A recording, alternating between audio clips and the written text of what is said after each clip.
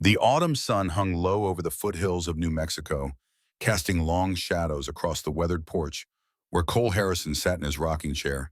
At 64, his hair had gone silver, though his eyes remained sharp as the day he first held a rifle. His grandson William sat cross-legged on the wooden planks, methodically cleaning a Springfield 1903, the rifle gleaming in the fading light. Cole watched the boy's hands move with practiced precision. 16 years old, the same age Cole had been when he lied about his age to join the Union Army, the same age when he learned that saving a life was harder than taking one. Grandpa, Will said, not looking up from his work. The boys at school, they say things about you. Cole's hands tightened on the armrest, but his voice remained steady. What kind of things? Will hesitated, his cloth pausing mid-stroke on the rifle barrel. They say you were a coward, that you shot a man and ran away from Morrison Ranch, that you've been hiding here ever since. The words hung in the air like smoke from a dying fire. Cole had known this conversation would come eventually. The past had a way of finding you no matter how far you ran or how long you stayed hidden. The screen door creaked open. Naira emerged, her hair a striking blend of silver and black, braided in the Apache tradition. At 55, she moved with the same quiet grace that had first captured Cole's attention 30 years ago. She carried a tray with 2 cups of tea, the steam rising in delicate spirals. She placed a hand on Cole's shoulder, a gesture that spoke volumes without words. Tell him, she said simply, he's old enough to understand. Cole took the tea, feeling its warmth seep into his weathered hands.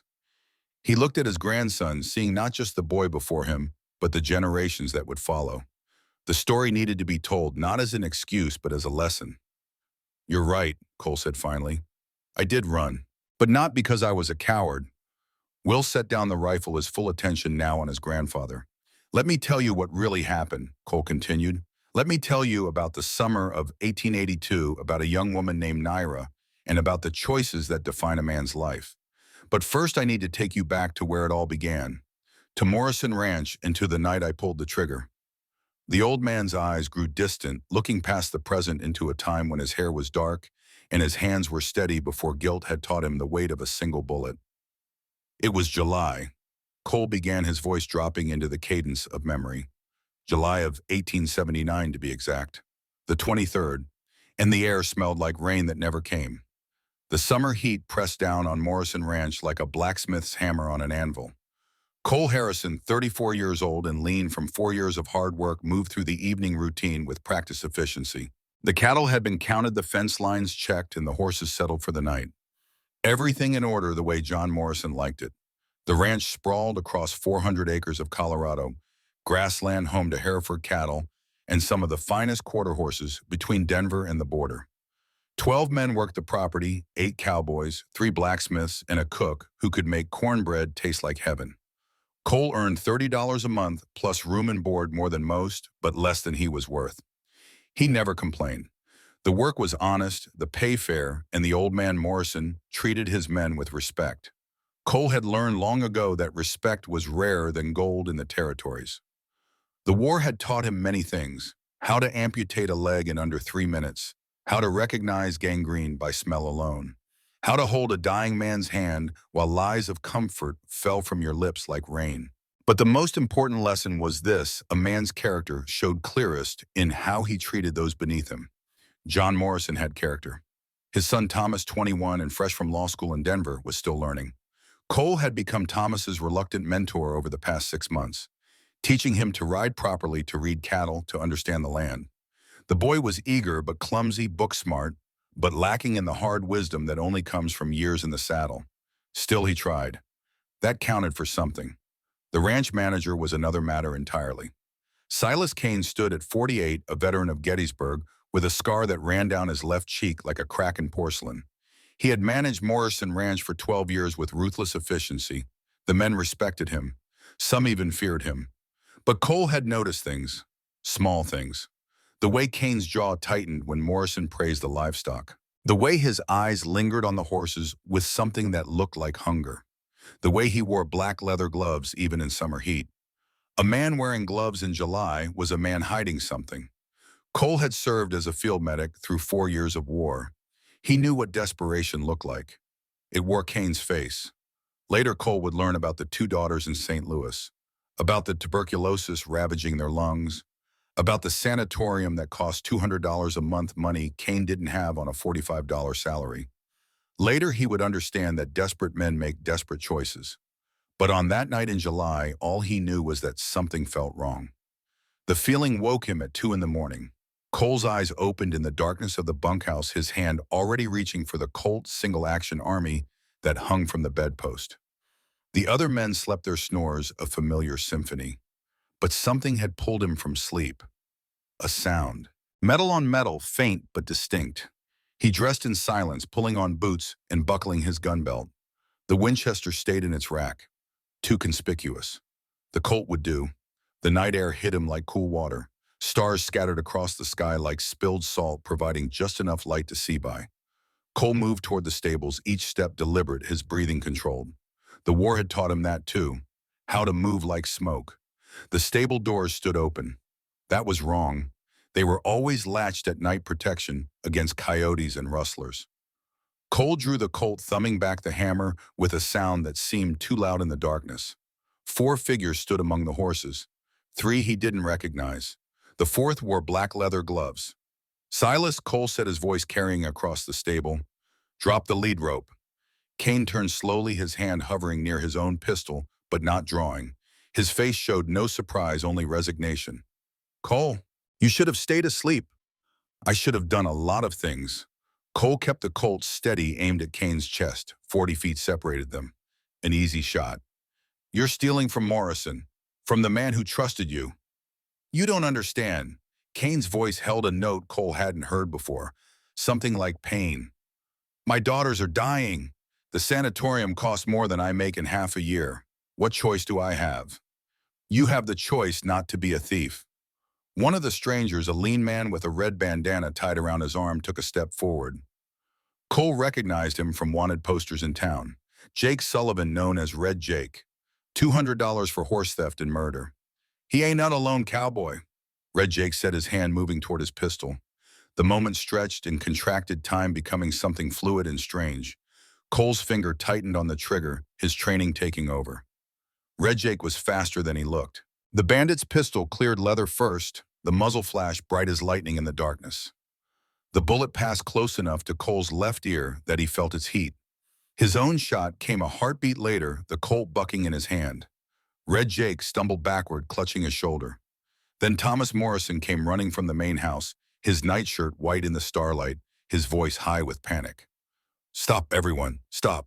Cole's finger was already squeezing the trigger for the second shot. He tried to stop, tried to redirect, but the hammer was falling and Thomas was running and everything was happening too fast. The bullet caught Thomas in the right hip at a 35-degree angle. Cole knew immediately it was bad. He had seen wounds like this at Antietam, at Shiloh, at a dozen other places where men screamed and bled and died. The way Thomas fell, the angle of impact, the amount of blood already spreading across the white nightshirt. The bullet had struck the iliac crest, the bony ridge of the pelvis.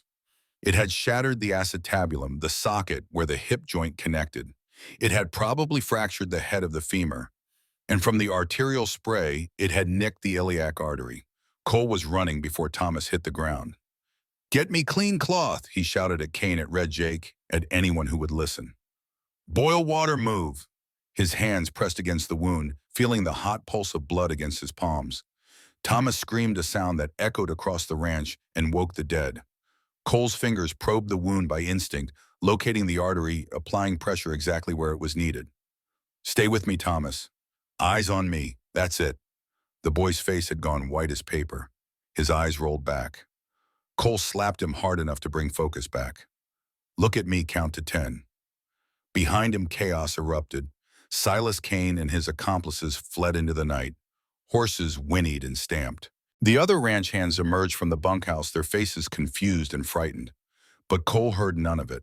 His world had narrowed to the boy bleeding beneath his hands, to the desperate race against arterial bleeding, to the knowledge that he had done this. His bullet, his finger on the trigger, his responsibility. By the time John Morrison reached them, or had the bleeding under control, barely, the old man fell to his knees beside his son, his face crumbling. What happened, Cole? What happened? He ran into the line of fire. Cole's voice sounded distant to his own ears. I tried to stop. I couldn't. Mrs. Morrison arrived moments later. She saw her son, saw the blood, saw Cole's hands red to the wrists. Her scream cut through the night like a knife through silk. You monster. You destroyed him. You destroyed my boy. Cole said nothing. What could he say? She was right. The doctor from Denver arrived 2 days later. He was a small man with wire-rimmed spectacles and hands that trembled slightly. He examined Thomas for over an hour while Cole waited outside, unable to sit, unable to stand still, unable to do anything but replay that moment over and over in his mind. When the doctor emerged, his face told the story before his words did. The boy will live, he said, cleaning his spectacles with a handkerchief. But the damage to the hip is severe. The socket is shattered, the femoral head cracked. I've done what I can, but he'll walk with a pronounced limp for the rest of his life. The pain will be considerable, and I'm afraid children may be difficult, if not impossible. Cole heard the words as if from underwater. Thomas would live, but the life Cole had given back was not the life he had taken away. John Morrison found Cole in the stable 3 days after the shooting. The old man walked slowly as if each step hurt. He had aged a decade in 72 hours. Cole, he said, his voice rough with sleeplessness. We need to talk. They sat on hay bales, two men separated by guilt and grief and the unbridgeable distance between forgiveness and absolution. I know it was an accident, Morrison began. I know you were trying to stop thieves. I know Thomas shouldn't have run out like that. Cole said nothing. His hands hung between his knees, still seeing blood no matter how many times he washed them. I forgive you, Morrison continued. Thomas forgives you. Hell, he's already talking about how you saved his life with that field medicine of yours. I took his future. Cole's voice came out flat, dead.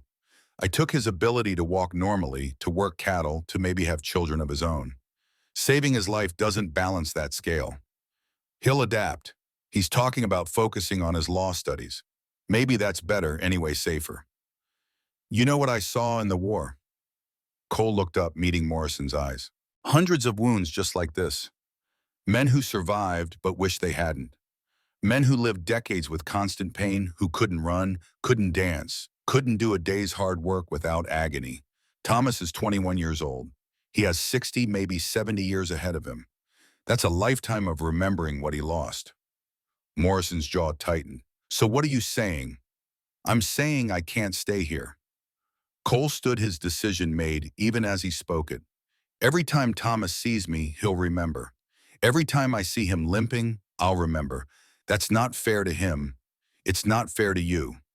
You're running. I'm giving him the space to heal without the man who hurt him hovering around like a ghost. Morrison stood as well, his hand gripping Cole's shoulder.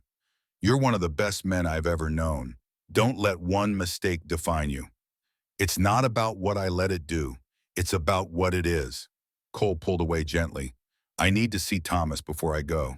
Thomas Morrison lay in his bed, pale and feverish. His right leg was immobilized in a complex arrangement of splints and bandages. The smell of carbolic acid and sweat filled the room. When Cole entered, Thomas tried to sit up, then fell back with a gasp of pain. Don't, Cole said, moving to the bedside. Don't move.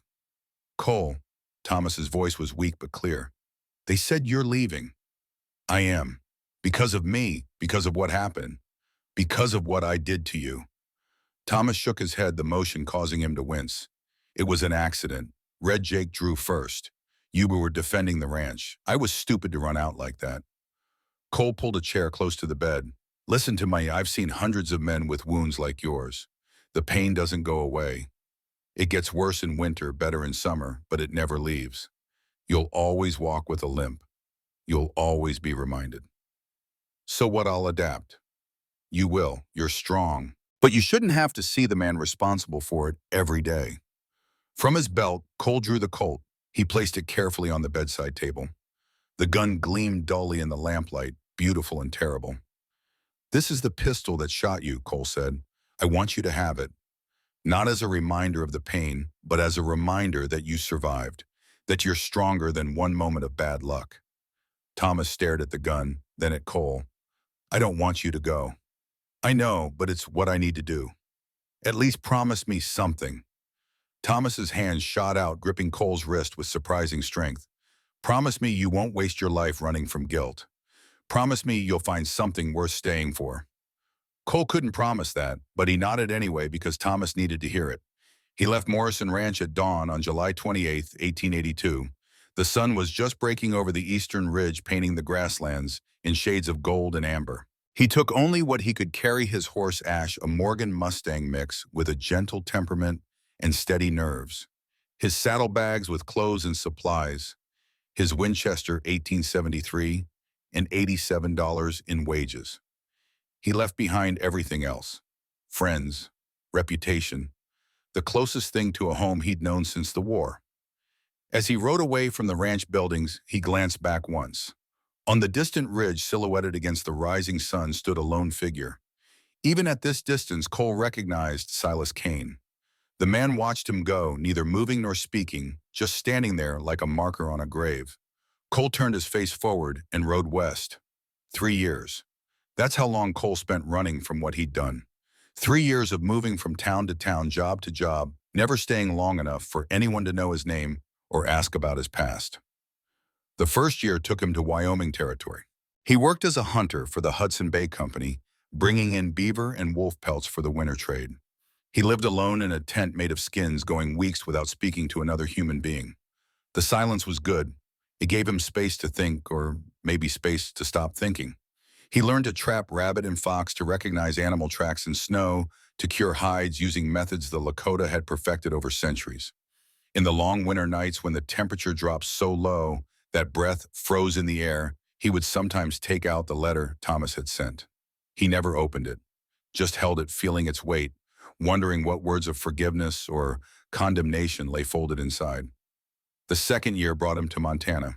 He signed on as a guard for wagon trains, heading west, protecting settlers from bandits in weather and their own poor decisions.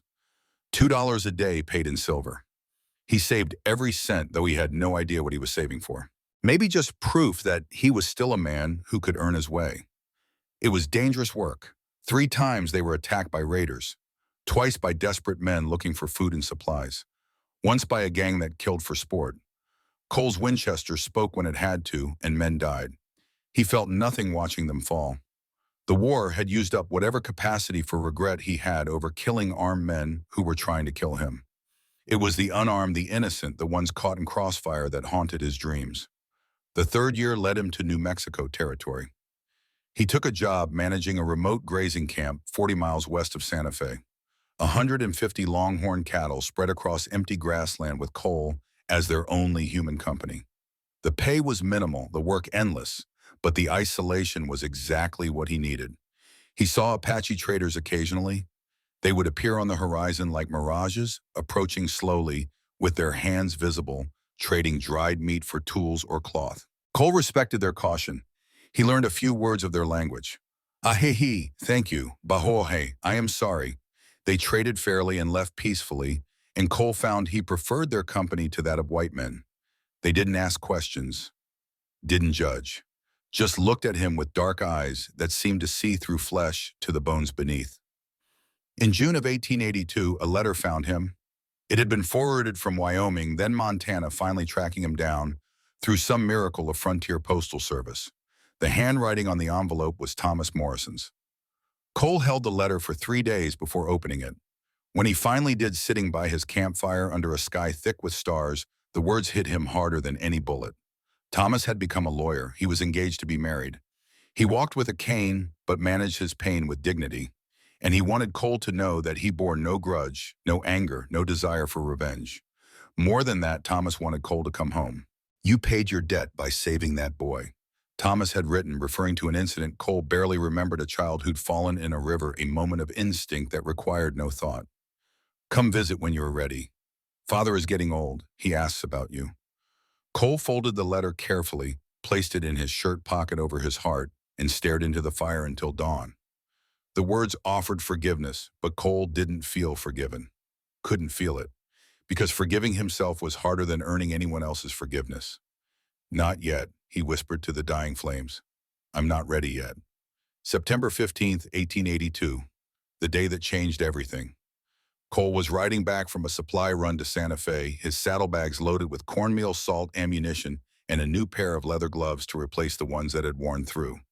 The afternoon sun beat down with late summer intensity, turning the air thick and heavy. Ash moved steadily beneath him, unbothered by the heat her hooves finding purchase on the rocky trail. Then Cole saw the sky. To the south, a wall of yellow-brown cloud rose from the horizon like a living thing. It towered thousands of feet high, blotting out the sun moving with terrible speed. Cole had seen dust storms before. This was different. This was the kind of storm that stripped paint from buildings and sand from flesh. He estimated 45 minutes before it hit, maybe an hour if he was lucky. He remembered the line shack, 2 miles northeast, a small wooden shelter used by ranchers during cattle drives. He'd stopped there 6 months ago, taking shelter from a thunderstorm. It was crude but solid, with a fireplace and a door that latched properly. Cole turned Ash toward the northeast and gave her head. The horse needed no urging. She could smell the storm coming, and her instincts were older and wiser than any human reasoning. They reached the shack with 20 minutes to spare. The wind had already picked up, carrying sand that stung at exposed skin like tiny needles. Cole dismounted, leading Ash to the overhang on the shack's east side where she'd be sheltered from the worst of it. The door stood slightly ajar. Cole's hand went to the Colt. Line shacks were usually locked with a simple latch. This one had been opened, recently, judging by the freshness of the scuff marks in the dust. He approached slowly, every sense alert. The war reflexes never fully left, even after years of trying to bury them. His thumb pulled back the hammer with a soft click. Blood marked the wooden door handle. Fresh blood, dark and wet, smeared by a hand seeking entry. Cole pushed the door open with his foot, the Colt raised and ready. The interior was dim, illuminated only by weak light filtering through a grimy window. The smell hit him first. Dust and old wood and something else. Copper. More blood.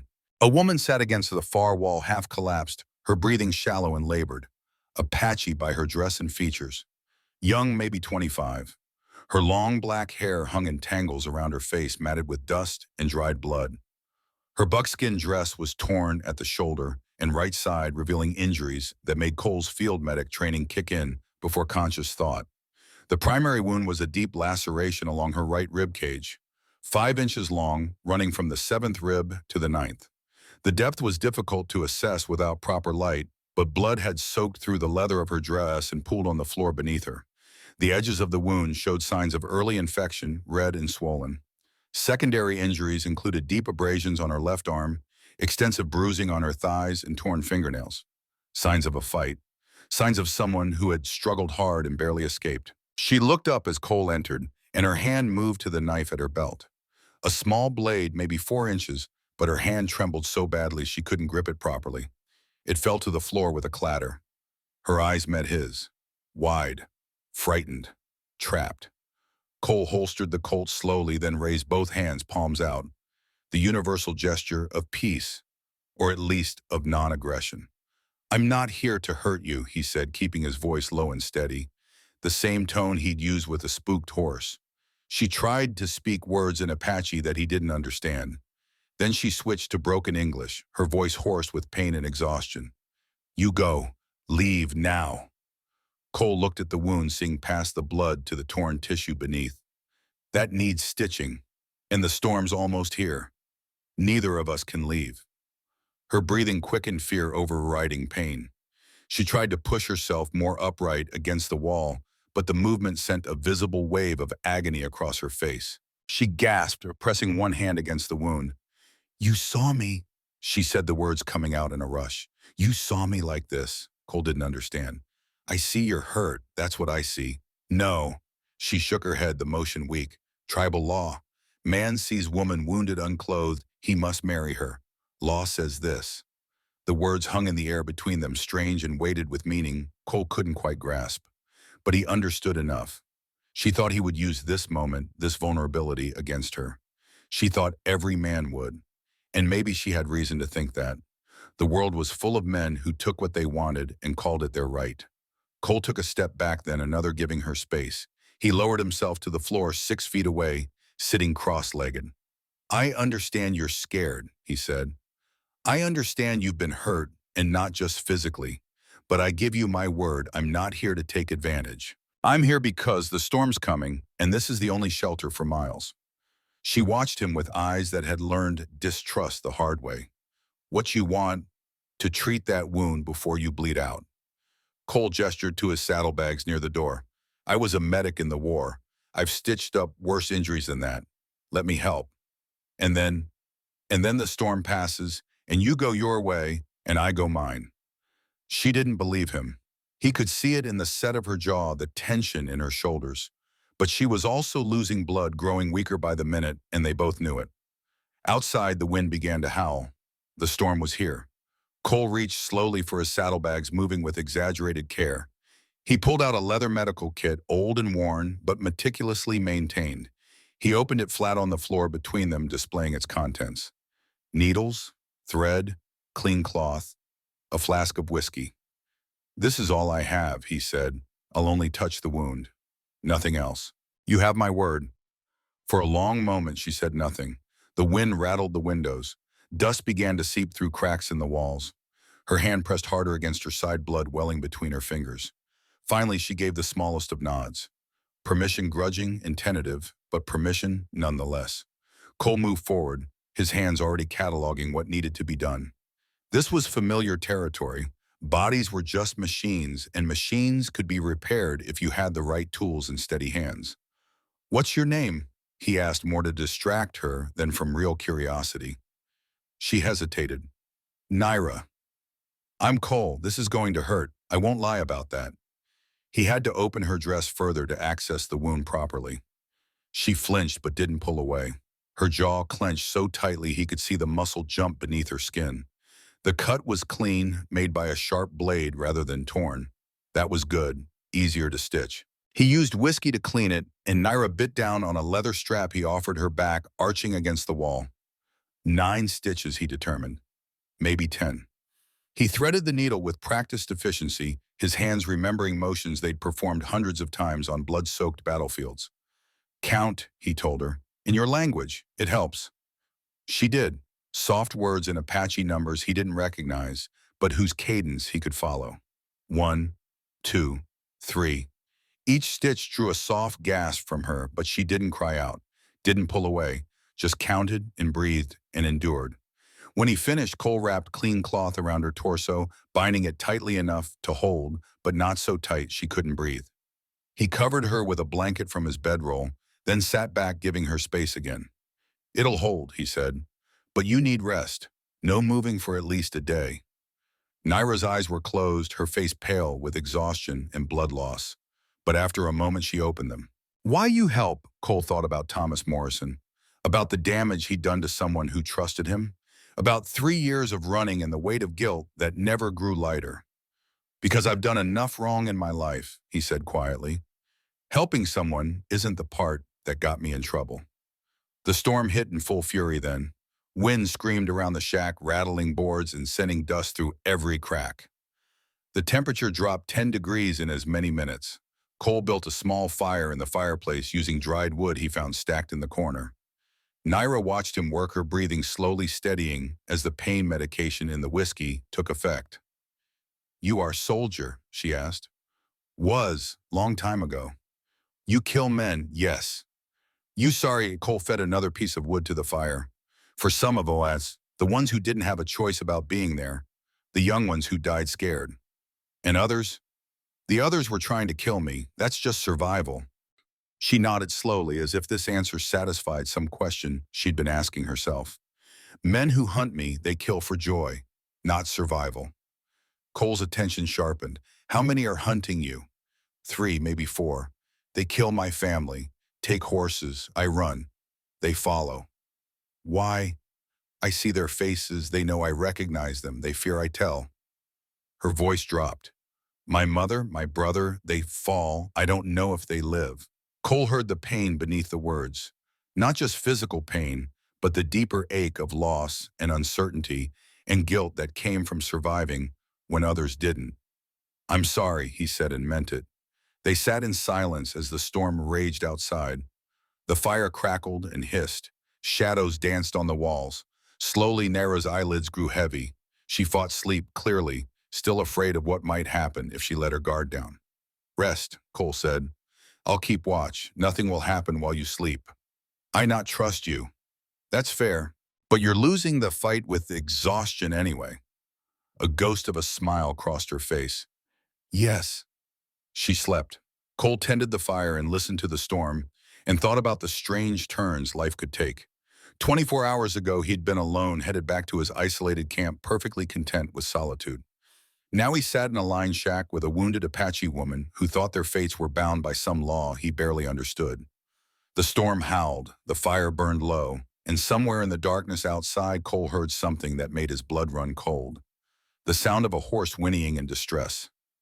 Not Ash, his horse was sheltered on the east side out of the wind. This was different, distant but distinct. Another horse, which meant another rider, which meant they weren't alone out here after all. Cole checked his Colt, making sure all 6 chambers were loaded. He added more wood to the fire, building it up so it would last through the night. Then he positioned himself near the door where he could watch both the entrance and Naira. The woman slept on, exhausted beyond fear. Her breathing had evened out, her color slightly improved. She would live if infection didn't set in, if the men hunting her didn't find them first. Cole settled in to wait. The storm would pass by morning. Then decisions would need to be made. Stay or go, help or leave, get involved or walk away. But even as he told himself he had choices, Cole knew the truth. The moment he'd started stitching Naira's wound, he'd made his choice. The moment she'd looked at him with eyes that expected cruelty and received compassion, instead he'd stepped onto a path he couldn't turn back from. Outside, the wind carried voices, faint, indistinct, but there. We know she came this way. Check every structure. She can't have gone far with that wound. Boss wants her dead, says she's a witness to what happened at the Apache camp. The voices faded, swallowed by the storm. But Cole had heard enough, 3 men, maybe 4, hunting Naira because she'd seen something she shouldn't have. And they were checking shelters, which meant they'd check this one eventually. Cole looked at Naira sleeping peacefully for the first time in days, trusting him enough to let unconsciousness claim her. He thought about Thomas Morrison, about guilt and responsibility and the weight of choices. He thought about 3 years of running, of isolation, of trying to outpace a bullet that had already found its mark. Not this time, he whispered to the darkness. This time I don't run. The storm raged, the fire burned, and Cole Harrison, who had spent 3 years hiding from his mistakes, prepared to stand and fight for someone else's survival. Because maybe, just maybe, that was how you earn the right to forgive yourself. By giving someone else the chance to live. The afternoon sun had shifted westward by the time Cole finished his account of that first night in the line shack. Young William sat in silence, processing the weight of what he'd heard. The boy's hands had stopped their work on the rifle, now resting idle in his lap. You stayed with her, Will said finally, even knowing those men were out there. I did. Why, you could have left before dawn, taken Ash and ridden away. Cole leaned back in his rocking chair, the wood creaking softly beneath his weight. Because leaving her would have made me the same as the men hunting her. And I'd spent 3 years running from who I was. I wasn't about to become something worse. A figure emerged from around the side of the house. Dakota, 47 years old now. His hair streaked with silver, but his movements still carrying the fluid grace of his Apache upbringing. He carried a bundle of dried sage, which he set down on the porch steps. Still telling the old stories? Dakota asked, a slight smile touching his lips. Will needs to hear them, Cole replied, before he goes off to war, thinking he knows what courage looks like. Dakota settled onto the steps, his eyes distant with memory. Tell him about the morning after, about when you found the tracks. Cole nodded slowly. That's where it gets complicated. That's where I learned just how personal this hunt really was. Dawn broke cold and clear over New Mexico. The storm had passed in the night, leaving the air scrubbed clean and sharp as broken glass. Cole had remained awake through the dark hours, listening to every sound, watching shadows for movement that never came. The voices he'd heard had faded into the wind, leaving only questions. Naira stirred as first light touched the window. Her eyes opened slowly, taking a moment to focus, to remember where she was. When she saw Cole sitting by the door, his rifle across his knees, something in her expression shifted. Not quite trust, but perhaps the beginning of it. You stayed, she said, her voice hoarse from sleep and pain. Said I would. She tried to sit up, and Cole moved to help her, supporting her back while she found a position that didn't pull too hard on the stitches. Her face was pale, and when he pressed the back of his hand to her forehead, Heat radiated against his skin. "You're running a fever," he said. 99.8, maybe 100. Not critical, but we need to watch it. How would you know temperature without thermometer? Years of practice. A medic learns to read fever by touch. He helped her drink water from his canteen. "How's the pain?" "Bad, but I have known worse." Cole checked the bandage. Blood had seeped through during the night, but not enough to suggest the stitches had failed. The edges of the wound looked red and slightly swollen. Early signs of inflammation, but not yet the angry infection that would kill her if left untreated. "I need to look outside," he said. "Check the area. Will you be all right for a few minutes?" Naira nodded, though her hand moved unconsciously to the knife she'd retrieved from the floor during the night. Cole noticed but said nothing. Fear had kept her alive this long. He wouldn't ask her to abandon it just because he'd stitched her wound. Outside, the world had been transformed. The storm had erased all traces of previous tracks, leaving the ground smooth and damp, which made the new tracks all the more obvious. 3 horses had passed within 150 yards of the shack. Cole knelt beside the clearest set of prints, studying them with the attention to detail that years of tracking had taught him. One horse favored its left front hoof, leaving a slightly deeper impression on that side. Another had a chip missing from the right rear shoe, creating a distinctive notch in each print. The third horse was freshly shod, the print sharp and clean. The tracks were perhaps 2 to 3 hours old based on the way moisture had begun to pool in their deepest points, but hadn't yet dried in the strengthening sun. They had come from the south, past the shack at a distance, then continued north. But there were signs they'd stopped. Studied the area. Debated. Cole followed the tracks for 50 yards, reading the story they told. The riders had discussed something. One horse had circled back its rider, looking at the shack. Then they'd continued north, but their path showed hesitation. They weren't sure. They suspected but didn't know, which meant Naira and Cole had time. Not much, but some. He returned to the shack to find Naira attempting to stand. She'd made it to her feet, but swayed dangerously, one hand pressed against the wall for support. "Sit down," Cole said, moving quickly to guide her back to the floor. "You'll tear the stitches. We must go. They will return." "I know, I found their tracks. 3 riders maybe 2 hours ago, but you can't travel like this. You're feverish and weak from blood loss." "Then you go. Leave me." Cole met her eyes. "How many times are you going to tell me to leave before you believe I'm not going to?" "Why you not go? You owe me nothing." "Maybe I owe myself something. Maybe I owe it to myself to not be the kind of man who leaves someone to die." Naira studied his face for a long moment. Whatever she saw there seemed to satisfy something, because she nodded slowly. "Then we must plan. These men, they are dangerous. More dangerous than you know." "Tell me about them." And so she did. Sitting in that small shack with morning light streaming through the grimy window, Naira told Cole about the 4 white men who had come to her family's camp 7 days ago. About how they'd smiled and traded and asked too many questions. About how her mother, Ayasha, had warned her not to trust men whose smiles came too easily. "I defended them," Naira said, shame coloring her voice. "I told my mother she was too suspicious, that not all white men were bad. You couldn't have known. I should have listened. Mothers know things. They see into hearts."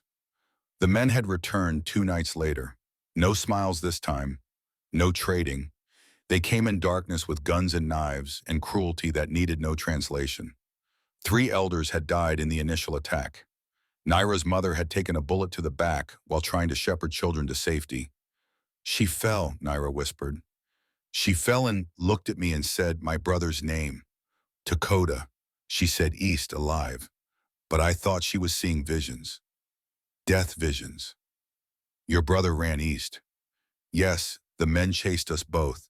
We separated. I thought they killed him. I thought I was the only one left. And they've been hunting you since then." "They must kill me. I saw their faces. I can identify them. Bring soldiers law justice." Cole stood and walked to the window, looking out at the empty landscape. "These men, did they have any distinguishing features? Scars, clothing, anything unusual?" "The leader." Naira's voice took on a harder edge. "Tall man, scar down his left face. He wore black gloves, always black gloves, even in heat." The words hit Cole like a physical blow. He turned slowly from the window, his mind racing back 3 years back to Morrison Ranch, back to a man who'd worn black leather gloves in the summer heat. Did he give a name? Cole asked, though he already knew the answer. Once when they traded, one of his men called him Kane. The room seemed to tilt. Cole gripped the window frame to steady himself. Silas Kane, the man who'd stolen from Morrison. The man who'd fled into the night while Cole knelt in Thomas's blood. The man who'd watched him ride away from the ranch 3 years ago. You know him?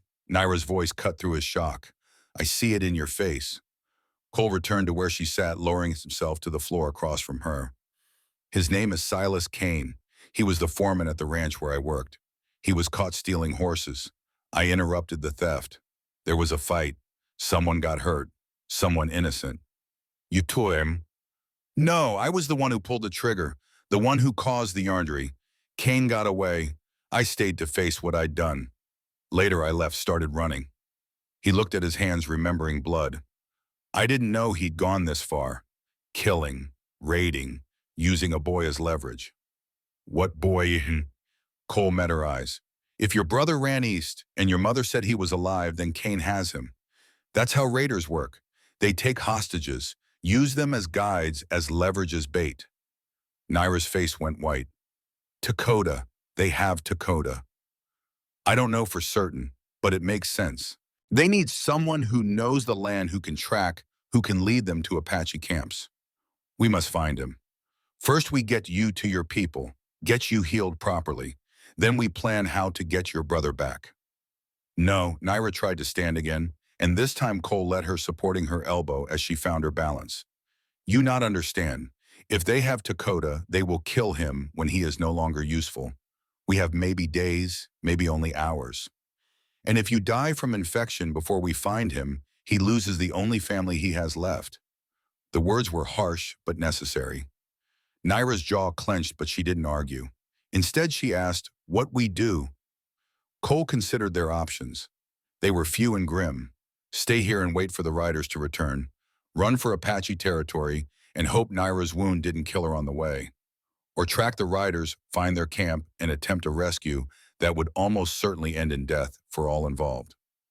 We move east, Cole said finally, toward your people's land. We watch for signs of your brother. We stay ahead of Kane and his men, and we pray that fever doesn't take you before we get there. Naira nodded. I can ride. Behind me, I'll do the guiding. You focus on staying conscious. He helped her outside to where Ash waited patiently under the overhang. The horse nickered softly at their approach, her dark eyes calm. Cole had chosen well when he'd bought this Morgan Mustang mix. Steady temperament, strong legs, smart enough to keep herself safe, but loyal enough to stay when asked. Getting Naira mounted took careful maneuvering. Every movement pulled at her stitches, drawing sharp gasps she tried to muffle. By the time she sat behind Cole, her face had gone gray, and sweat beaded her forehead despite the cool morning air. Hold on to me, Cole instructed. If you feel faint, tell me immediately. Understand? Her arms wrapped around his waist, gripping his shirt. I understand. They rode out slowly, Cole choosing a path that took them across rocky ground where hoof prints would be harder to follow. He used tricks learned from watching Apache traders, brushing out tracks with broken branches, weaving between boulders, following stream beds where water would erase their passage. Naira's breathing against his back told him more than words could. Short and shallow. Fighting pain, fighting consciousness. But she held on, and that was all he could ask. By midday, they'd covered perhaps 8 miles. Not far, but distance enough to buy them time. Cole found a sheltered spot beneath an outcropping of red rock where shade provided relief from the climbing heat, and a clear view gave warning of approach. He helped Naira down from the horse, catching her when her legs buckled beneath her. She'd grown heavier in his arms, less responsive. The fever was rising. Rest here, he said, settling her against smooth stone. I'll look for yarrow. It'll help with the fever and the infection. I can show you, Naira said weakly, what to look for. Then teach me. And so she did. With failing strength and a voice that faded in and out, Naira described the plants her mother had taught her about.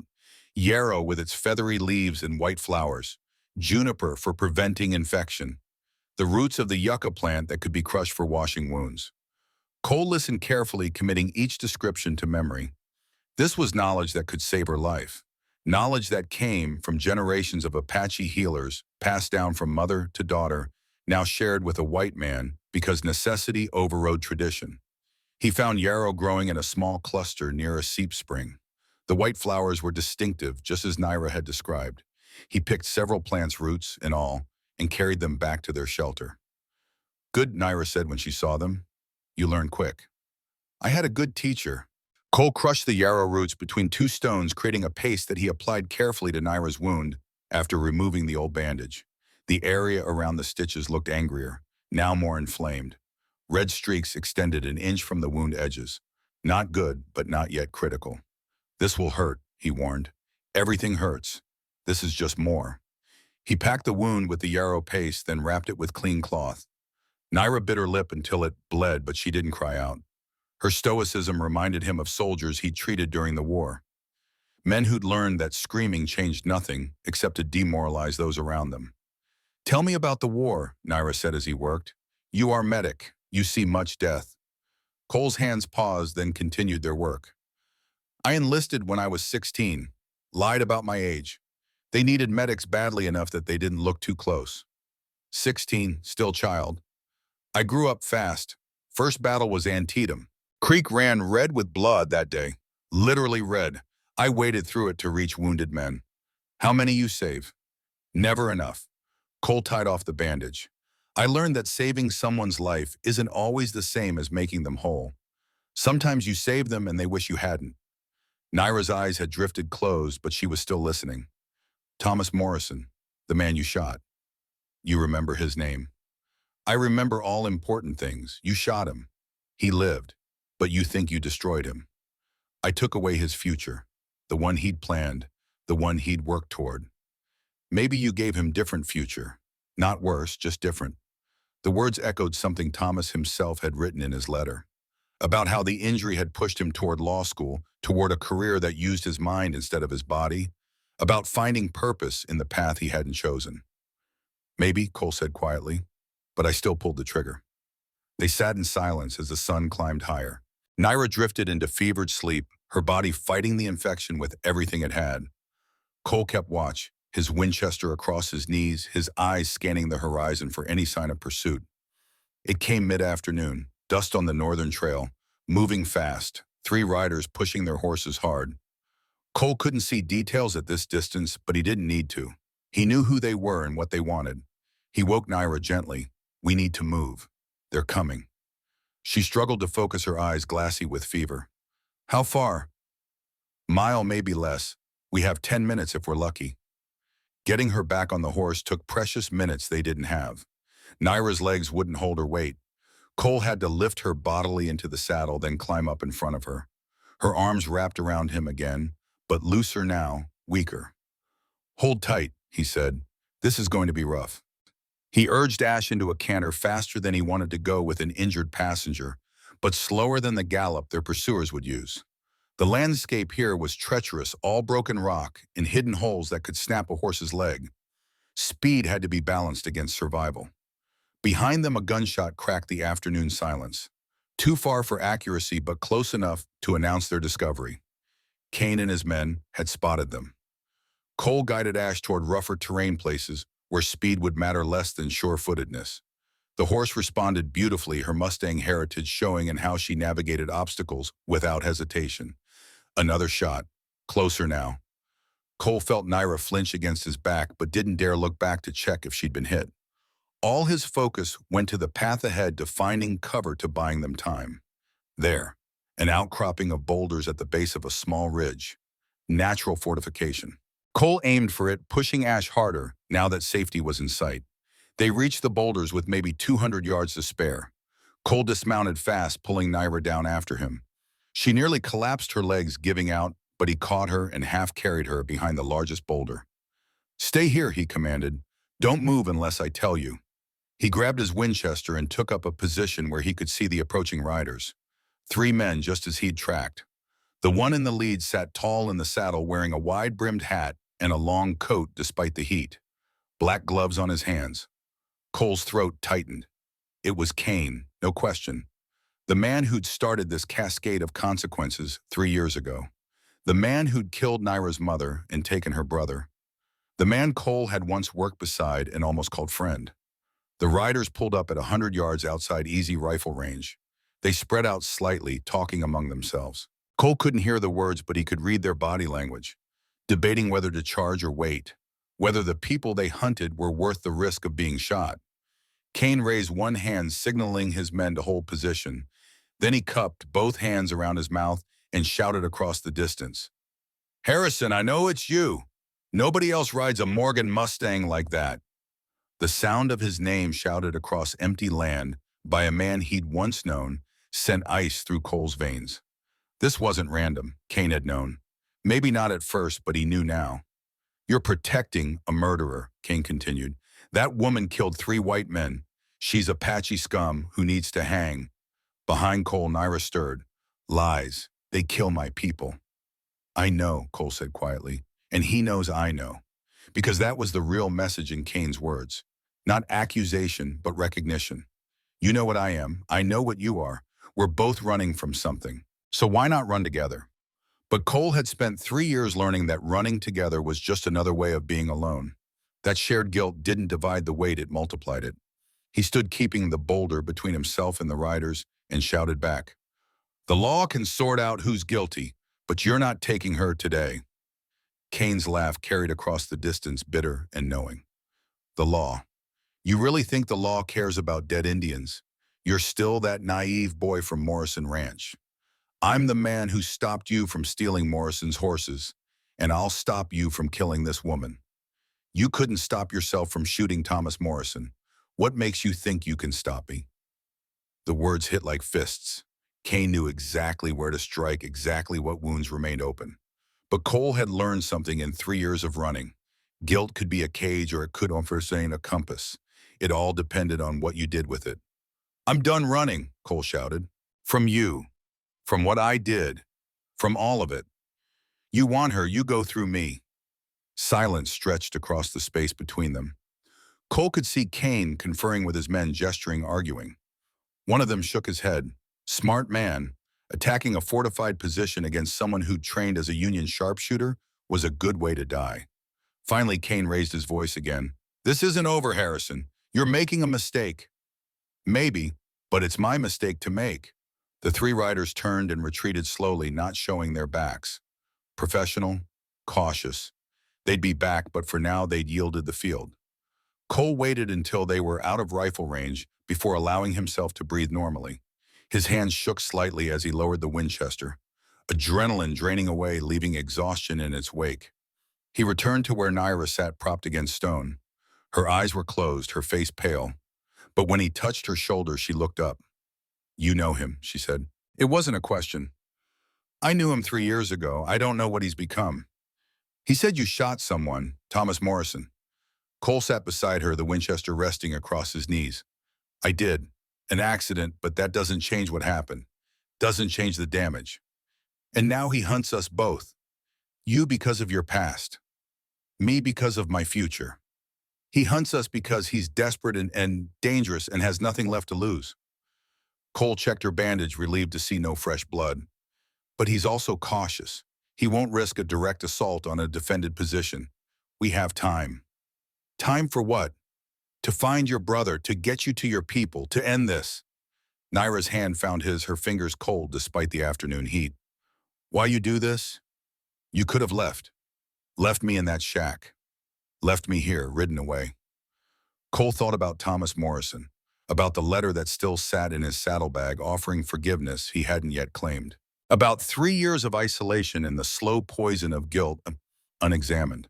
"Because you were right earlier," he said. "Maybe I need to stop running from who I was and start moving toward who I could be." They rested until sunset, then moved again under cover of darkness. Naira's fever had spiked higher, reaching what Cole estimated was 102 degrees. Dangerous, but not yet critical. The yarrow pace seemed to be fighting the infection, but slowly. Too slowly. By dawn of the 3rd day, Naira could barely stay conscious. Cole had to tie her to the saddle with rope to keep her from falling. Her skin burned against his back, and her breathing had taken on a rattling quality that worried him deeply. They reached a small canyon with a year-round stream. Cole found a shallow cave barely more than an overhang, but it offered shelter and concealment. He settled Naira on a bed of dried grass and pine needles, then assessed her condition by the gray light of early morning. The wound had grown worse, much worse. The red streaks now extended 4 inches from the wound site. Yellow pus oozed from between the stitches. The smell of infection hung thick in the air. Cole's medical training told him what needed to be done. The wound had to be reopened, cleaned thoroughly, and left open to drain. It would be agonizing. It might kill her from shock. But infection would definitely kill her if he did nothing. "Naira," he said, shaking her gently, "I need you to wake up. I need you to understand what I have to do." Her eyes opened unfocused and glassy. "Dakota." "Not yet, but soon. First, I need to fix your wound. It's infected. I have to reopen it." Some part of her understood. She nodded weakly. Cole built a fire and set water to boil. While it heated, he prepared his tools. A thin knife from his medical kit, clean cloth, the last of his whiskey, and a leather strap for Naira to bite down on. "This is going to hurt worse than the stitching," he told her. "I won't lie to you, but if I don't do it, you'll die. Understand?" "Do it," she whispered. He removed 3 stitches from the center of the wound where the infection looked worst. Naira's back arched off the ground, a scream tearing from her throat despite the leather clenched between her teeth. Yellow pus flowed thick from the opening, mixed with blood. Cole worked quickly, pressing on the skin around the wound to force out as much infected material as possible. Naira thrashed weakly, her hands clawing at the ground. He hated himself for causing her pain, but he didn't stop. Couldn't stop. This was the only chance she had. When the drainage finally ran clear, he flushed the wound with boiled water. Naira screamed again, the sound echoing off canyon walls. Then he packed the opening with fresh yarrow paste and wrapped it loosely, leaving room for continued drainage. Naira had passed out, her body shutting down to escape the pain. Cole checked her pulse. Rapid but strong. Her breathing was shallow but steady. She would survive the procedure. Whether she'd survive the infection remained to be seen. He stayed by her side through the day, cooling her fever with water from the stream, forcing liquid between her lips whenever she surfaced enough to swallow. She spoke in Apache during her delirium, words he couldn't understand but whose desperation needed no translation. As evening fell, her fever finally broke. The temperature dropped from 102 to 99.5. Color began returning to her cheeks. When she opened her eyes near sunset, they focused properly for the first time in 2 days. "You stayed," she said, her voice barely audible. Cole smiled despite his exhaustion. "Said I would." She looked around the cave, taking in their surroundings. "How long?" "A day, maybe a little more. You were pretty far gone." Her hand moved to her side, feeling the loose bandage. "You opened the wound." "Had to. The infection was spreading." "Another day and you'd have been past saving." "Thank you." Her eyes met his, clear now and full of something that looked like wonder. "Most men would have left. Let me die. Take an easier path." "I've taken the easier path before. It didn't make things easier." Naira's hand found his again, squeezing weakly. "We are bound now. Not by law, by choice. You understand this?" Cole understood. Something had shifted between them in these days of running and healing and survival. A connection forged not by tradition or obligation, but by shared danger and mutual respect. He had chosen to stay. She had chosen to trust. And those choices had created something new. "I understand," he said. They rested through the night. By morning, Naira was strong enough to sit up, to eat a little of the dried meat Cole had in his supplies. Her fever had dropped further to 99 degrees. The wound, while still ugly, had stopped producing infected discharge. The healing had begun. "We need to move soon," Naira said. "Find Dakota. Find my people." "Can you ride?" "I must ride. No choice." Cole helped her to her feet, supporting her when she swayed. She was weak, dangerously so, but determination burned in her eyes with a fire that fever couldn't touch. They broke camp and started east again, moving slowly. Naira rode behind Cole, holding on with what strength she had. She guided him now, pointing out landmarks, telling him which paths to take.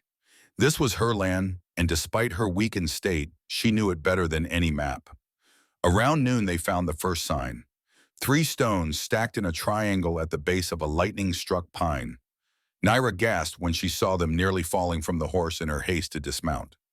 "What is it?" Cole asked, steadying her. "Dakota." Her voice shook. "This is his sign. I taught him when he was young. 3 stones like this mean I am alive. He left this for me." They searched the area and found more signs. Boot prints too small to be a grown man's. A broken branch bent at eye level for a teenager. And finally, most precious of all, a strip of cloth tied to a juniper branch. Naira's hands trembled as she untied it. The cloth was blue and white, woven in an Apache pattern. She pressed it to her face, breathing in scent that only she could detect. "His headband," she whispered. "I made this for him 2 winters ago. He has been here. Recently." Cole examined the ground around the juniper. The story it told was complex but readable. Several men had camped here. Boot prints showed at least 3 different sizes. There were horse droppings, perhaps 2 days old. And there were signs of someone sitting apart from the others, hands bound, if the scuff marks were any indication. A prisoner, kept alive but constrained. "They have him," Cole confirmed, "but he's alive and alert enough to leave signs for you." "You know where they go?" Cole followed the tracks east for 100 yards. They led toward a rock formation that rose from the grassland like broken teeth. Red Rock Canyon, Naira called it. A maze of stone passages and hidden valleys. Dangerous territory, easy to get lost, easy to die. Also easy to set a trap. They found the trap half a mile from the canyon entrance. An abandoned camp left deliberately obvious. A cooking fire still warm. Supplies scattered as if the occupants had left in a hurry. And most damningly, a piece of buckskin with something drawn on it in charcoal. A crude map showing the canyon layout. An X marked near a large cave in the center. And one word in English written in an unsteady hand. "Trap." "Dakota wrote this," Naira said, her voice tight. "He knows we follow. He warns us." Cole studied the map, his mind working through tactical possibilities. Kane was using the boy as bait, waiting at the canyon to ambush anyone who came looking. It was a classic strategy, simple but effective. "He wants me to come," Cole said quietly. "This whole thing from the moment he raided your camp, it's been about drawing me out." "Why what you mean to him?" "Revenge. 3 years ago, I cost him his job, his livelihood. He's been spiraling ever since. Now he's killed, he's kidnapped, and he knows he can never go back. So he wants to take me down with him. Then we not go. We bring warriors from my people. Your people are 3 days away. Can Dakota survive 3 more days?" Naira's face crumbled. She knew the answer. They both did. Cole looked at the canyon entrance, at the stone maze that promised death. Every instinct screamed at him to turn around, to ride away, to choose life over this hopeless rescue attempt. He'd done enough, saved Naira, brought her this far. No one would blame him for stopping here, except he would blame himself, just as he'd blamed himself for 3 years over Thomas Morrison. Just as he'd blamed himself for every soldier who died under his hands during the war. The weight of his guilt had taught him one crucial lesson. Sometimes the only way to carry that weight was to refuse adding more. "We go in," Cole said, "but carefully. We use Dakota's map. We turn Kane's trap against him." "How?" "By being smarter than desperate. Desperation makes you predictable. Kane thinks we'll charge in trying to save your brother. So we do the opposite. We make him come to us." In the fading light of afternoon, Cole and Naira planned their approach. Using Dakota's map and Naira's knowledge of Apache tactics, they devised a strategy that relied not on strength but on patience, on using the canyon's geography against those who thought they controlled it. As the sun set, they moved toward the canyon entrance. Cole had wrapped Ash's hooves in cloth to muffle sound. Naira, despite her weakness, moved with the fluid silence of her people. Behind them, the grassland stretched empty and peaceful. Ahead, the stone maze waited with its secrets and dangers. And somewhere in that maze, a 17-year-old boy prayed that his sister would be smart enough to avoid the trap, even as he hoped desperately that she would be brave enough to try saving him anyway. The evening air in 1912 carried the scent of sage and wood smoke. Cole Harrison sat on his porch, surrounded by the people who had shaped the last 30 years of his life. Naira sat beside him, her hair now more silver than black, her hands still graceful despite the years. Dakota stood near the steps, his face weathered but his eyes sharp. Elijah, their son, leaned against the porch rail, 38 years old and bearing the features of both his parents. And young William, 16 and hungry for the story's ending, sat at his grandfather's feet. Cole reached into the house and returned with a wooden box worn smooth by handling. He opened it slowly, revealing a Colt single-action Army revolver. The metal had dulled with age, but the weapon remained functional, cared for with the devotion of a man who understood what it represented. "This is the pistol I used that night," Cole said, running his thumb along the barrel. "The one I shot Thomas Morrison with. The one I used to protect your grandmother. The one that defined 3 years of running and 30 years of staying." Will leaned forward, his eyes fixed on the weapon. "What happened in that canyon?" the boy asked. "How did you get Dakota back?" Dakota smiled slightly. "He walked into a trap. We all did. But we walked in with our eyes open." Cole nodded. "Let me tell you about the fourth day, about meeting your grandmother's people, about facing a man I'd once called friend, and about learning that courage isn't the absence of fear. It's choosing what matters more than fear." The fourth morning after leaving the line shack dawned cold and bright. Cole and Naira had spent the night in a small ravine, a mile from Red Rock Canyon's entrance, resting and preparing for what lay ahead.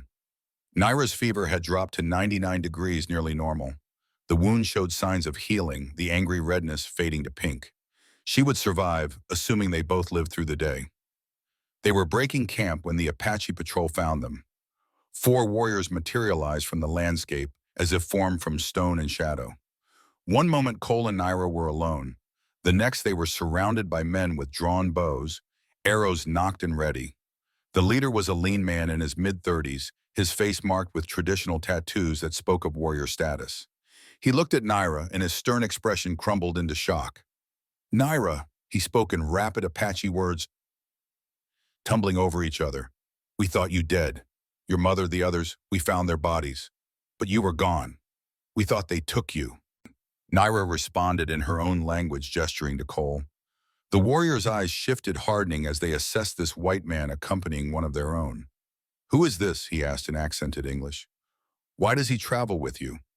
"His name is Cole Harrison," Naira said, switching to English for Cole's benefit. "He saved my life, healed my wounds, protected me from the men who killed my mother." The warrior studied Cole with the intensity of someone trained to read truth in posture and expression. Whatever he saw seemed to satisfy him partially, though suspicion remained. "I am Neshoba," he said, "war leader of this clan. If Naira speaks for you, I will not kill you today, but our elders will decide your fate." "Fair enough," Cole replied. "But before we go anywhere, you need to know something. The men who attacked Naira's family are camped in Red Rock Canyon, and they have her brother." Neshoba's hand tightened on his bow. "Dakota lives, as of yesterday. They're using him as bait, hoping Naira and I will come charging in to save him. Then we attack now, kill them all. With 4 warriors against 3 experienced gunmen in a fortified position." Cole shook his head. "That's suicide, not strategy. You suggest we leave the boy. I suggest we get reinforcements, make a plan, and execute it properly. Otherwise, Dakota dies when the rescue fails." Neshoba studied Cole for a long moment. Then he nodded curtly. "Come, our camp is close. The elders will hear this." They traveled 3 miles east, climbing into hills that grew progressively steeper. The Apache camp revealed itself gradually, tucked into a valley that would be invisible from more than 100 yards away. 35 people lived here, mostly women, children, and elders. The younger warriors had gone, with Geronimo still resisting the reservation system. The arrival of Naira caused a sensation. Women rushed forward, crying out in their language. An older woman, Naira's Aunt Ama, embraced her niece with tears streaming down weathered cheeks. Children pointed and whispered. Even the elders emerged from their wickiups to witness the return of one they'd thought lost. But the celebration died when they saw Cole. Silence fell like a curtain. Every eye turned toward him, evaluating, judging, deciding whether he represented salvation or another danger. A figure emerged from the largest wickiup. She was perhaps 45 years old, with blonde hair turning gray and blue eyes that marked her as different from the Apache surrounding her. But she wore Apache clothing and moved with the confident bearing of someone who belonged. "My God," she said in English, "is that really Naira?" The woman pushed through the crowd and embraced Naira, speaking rapidly. Then she turned to Cole, her gaze sharp and assessing. "I'm Sarah Mitchell," she said. "I've lived with this clan for 20 years. My husband was Apache. He died 5 years ago, but his people became my people. She looked him up and down. And you're the white man everyone's afraid of, Cole Harrison. And I'm not here to cause trouble. Just bring it with you. Something like that. Sarah turned to Neshoba, speaking in rapid Apache. The warrior responded, gesturing toward Cole and Naira. Other voices joined in a debate building in volume and intensity. Cole caught his name several times along with Dakota's and what he assumed were words for danger and choice. Finally, an elderly man emerged from a wickiup. He moved slowly, leaning on a carved walking stick, but his presence commanded immediate silence. His hair was completely white, his face a map of deep wrinkles, but his eyes remained sharp as obsidian, missing nothing. This is Cha'ak Mongwi, Sarah said quietly to Cole. Grandfather Eagle. He leads our council. Cha'ak Mongwi approached, studying Cole with the same intensity Neshoba had shown, but with decades more wisdom behind the evaluation. He spoke in Apache, his voice soft but carrying clearly. Sarah translated. He asked what brings a white man to our hidden camp. Cole met the old man's eyes directly. The same thing that took Naira's mother and brother. Men without honor. Men who kill for profit and call it justice. Cha'ak Mongwi listened to the translation, then spoke again. He asked if your soul is clean, Sarah said. Cole could have lied, should have lied, but standing before this old man who'd survived decades of conflict and lost dishonesty felt impossible. No, Cole said clearly. I killed in war. I shot an innocent man by accident. I ran from responsibility for 3 years. My soul carries weight, but I'm trying to make it lighter by doing what's right now. The translation hung in the air. Several of the assembled Apache muttered to each other. Cha'ak Mongwi's expression didn't change, but something flickered in those ancient eyes. Respect, perhaps, or at least recognition of honesty. He spoke again at length. Sarah's face grew thoughtful as she listened. He says a man who acknowledges his darkness is more trustworthy than one who pretends to be light. He says you may stay while we hear your story and decide what should be done. But if the council judges you dangerous, you will be asked to leave. And if I refuse, then you won't leave alive. Cole nodded. Fair enough. They gathered in the council circle as afternoon shadows lengthened. The 7 elders sat in a semicircle with Cha'ak Mongwi at the center. Neshoba and the other warriors stood behind them. Naira, despite her weakness, insisted on standing to tell her story.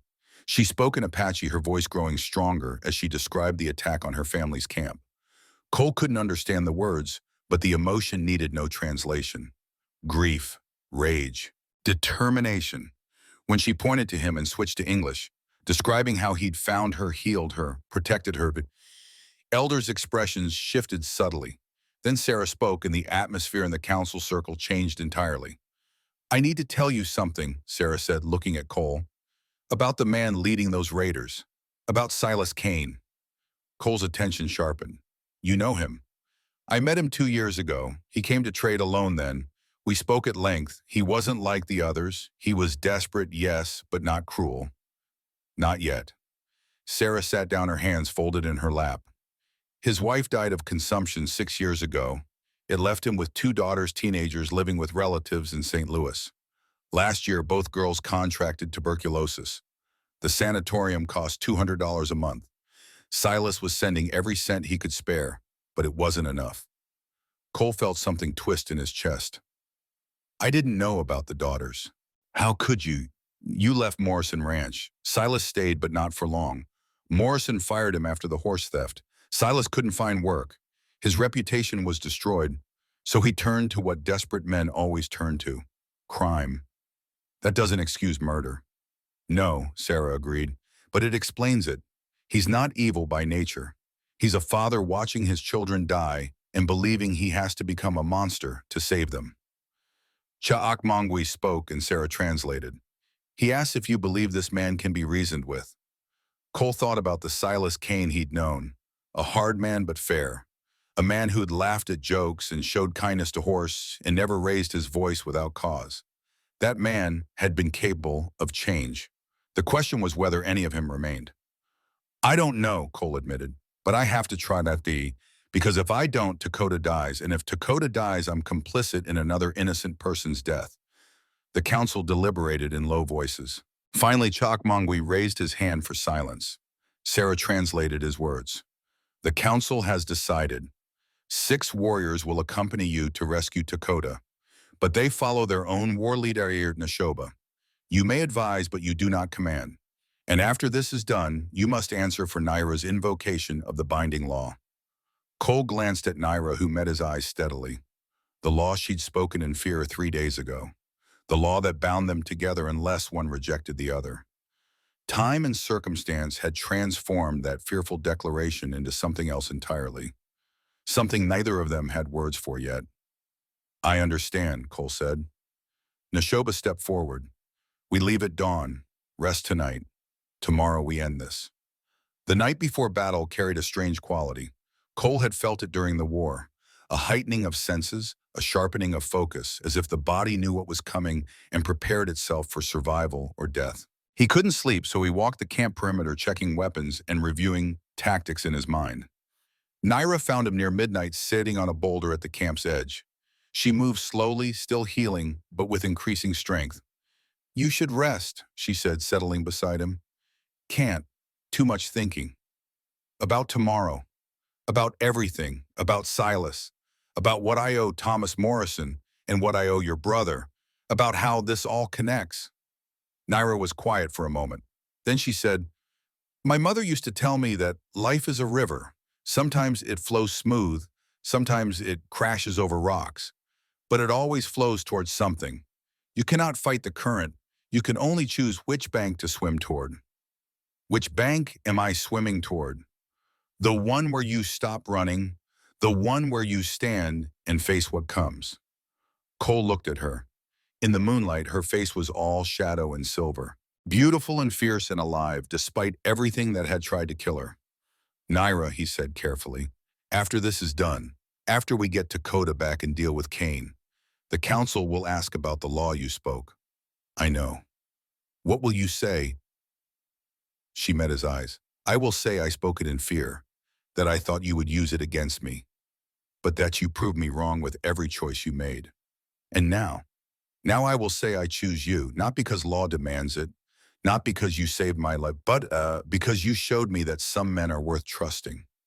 Her hand found his. What will you say? Cole thought about 3 years of running, about isolation and guilt and the slow poison of unforgiven mistakes, about the letter from Thomas Morrison still unread, still offering a forgiveness he hadn't claimed, about the moment in the line shack when he decided to stitch Naira's wound instead of walking away. I'll say I've spent too long afraid of causing harm. That fear kept me alone and useless. But helping you taught me that the only way to balance the harm I've done is to do good wherever I can. That is not answer to my question. Cole smiled slightly. I'll say yes, if you'll have me, not because of any law, but because I choose it. Naira leaned her head against his shoulder. They sat like that until dawn, watching stars wheel overhead, preparing for a day that would either free them or kill them. When gray light touched the eastern horizon, the Apache warriors assembled. 6 in total, including Nashoba. They carried short bows, tomahawks, knives, and 2 old rifles. Cole had his Winchester and Colt. It wasn't much firepower against 3 men with repeating rifles, but numbers and surprise could balance the scales. Sarah approached as they prepared to leave. I'm coming with you. Nashoba frowned. You are not warrior. No, but I'm white. Silas Kane will recognize that. He might hesitate to shoot a white woman. That hesitation could save lives. Or get you killed. I've been dead before, Sarah said quietly. When my husband died, when his people took me in, I was given a second life. I won't waste it by staying safe when I could be useful. Nashoba looked to Cole. Your people. Your choice. Cole studied Sarah, seeing the determination in her weathered face. She'd survived 20 years in Apache territory. She understood risk and reward better than most. She comes, Cole decided, but she stays back unless we need her. They traveled west as the sun climbed higher. Red Rock Canyon's entrance loomed like a mouth in the desert floor, shadows black and deep even in morning light. Cole remembered Dakota's crude map, the marked location of the cave, the warning written in an unsteady hand. Trap. We need to turn their trap against them, Cole said, gathering the group. They expect a frontal assault, so we give them something different. Using a stick he drew in the dirt. A rough map of the canyon based on Dakota's drawing and Naira's descriptions. The main passage ran east-west, narrowing in the middle. The cave where they likely held Dakota was on the north side, raised about 50 feet above the canyon floor. Four of you, Cole pointed to the Apache warriors, take positions on the south rim. You'll have the high ground and clear shots down into the canyon. Two more cover the eastern exit. Nobody leaves that way. And you, Neshoba asked? Naira and I go in from the west. Make noise. Draw their attention. When they focus on us, your people have clear shots. That makes you bait. Yes, but bait they'll want to catch alive. Silas wants to talk. That gives us time. And Sarah, Neshoba looked at the older woman. Sarah squared her shoulders. I walk in first, hands up, calling for help. They see a white woman in distress, they'll lower their guard. That's when you spring the trap. It was risky, foolish even. But conventional assault on a fortified position would be suicide. Sometimes the only good option was the least terrible one. They moved into position as the sun reached its apex. The canyon walls radiated heat, turning the passage into an oven. Cole and Naira waited at the western entrance, hidden behind boulders. The Apache warriors climbed silently to their positions on the rim, becoming shadows among shadows. Sarah walked forward alone, her hands raised, her voice carrying across stone. Help, please someone help me. For a long moment, nothing, then movement in the cave mouth. Three figures emerged, guns drawn but not yet aimed. The one in front was tall, wearing a long coat despite the heat. Black gloves covered his hands. Woman, Silas Kane's voice echoed. What are you doing out here? The Apache, Sarah gasped, playing her role perfectly. They attacked my wagon, killed my husband. I ran. They're coming. Please, you have to help me. The three men descended the path from the cave quickly. They'd bought it. Hook, line, and sinker. Where are they? Kane asked, his gun now lowered. How many? 2 miles west. Maybe a dozen warriors. They'll be here any minute. Kane swore viciously. He turned to the other two men. Check the canyon approaches. If she's telling the truth, we need to be ready. That was the signal. 4 arrows flew from the southern rim simultaneously. 2 found targets. The men flanking Kane dropped with Apache shafts in their shoulders and backs. They weren't kill shots deliberately. The Apache wanted prisoners to question. Kane spun, raising his rifle toward the rim. Ambush! It's an ambush! Cole stepped out from cover, his Winchester aimed at Kane's chest. Drop it, Silas, Kane froze. His head turned slowly, and even at this distance, Cole could see recognition dawn on his scarred face. Harrison. Kane's voice held no surprise, only a kind of tired inevitability. I knew you'd come. Let the boy go. This is between you and me. Is it? Kane didn't lower his rifle, but he didn't raise it either. 3 years ago, you ruined my life, cost me my job, my reputation, everything. You were stealing. I was trying to save my daughters. The words tore from Kane like a scream. Morrison paid me $45 a month. The sanatorium wanted $200. What was I supposed to do? Watch them die. The raw pain in Kane's voice hit Cole like a fist. This wasn't a criminal rationalizing evil. This was a father breaking under impossible weight. Silas, Cole said, lowering his rifle slightly.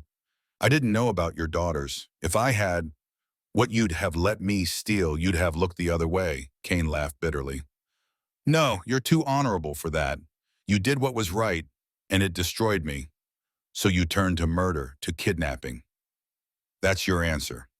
I tried everything else. Kane's rifle wavered.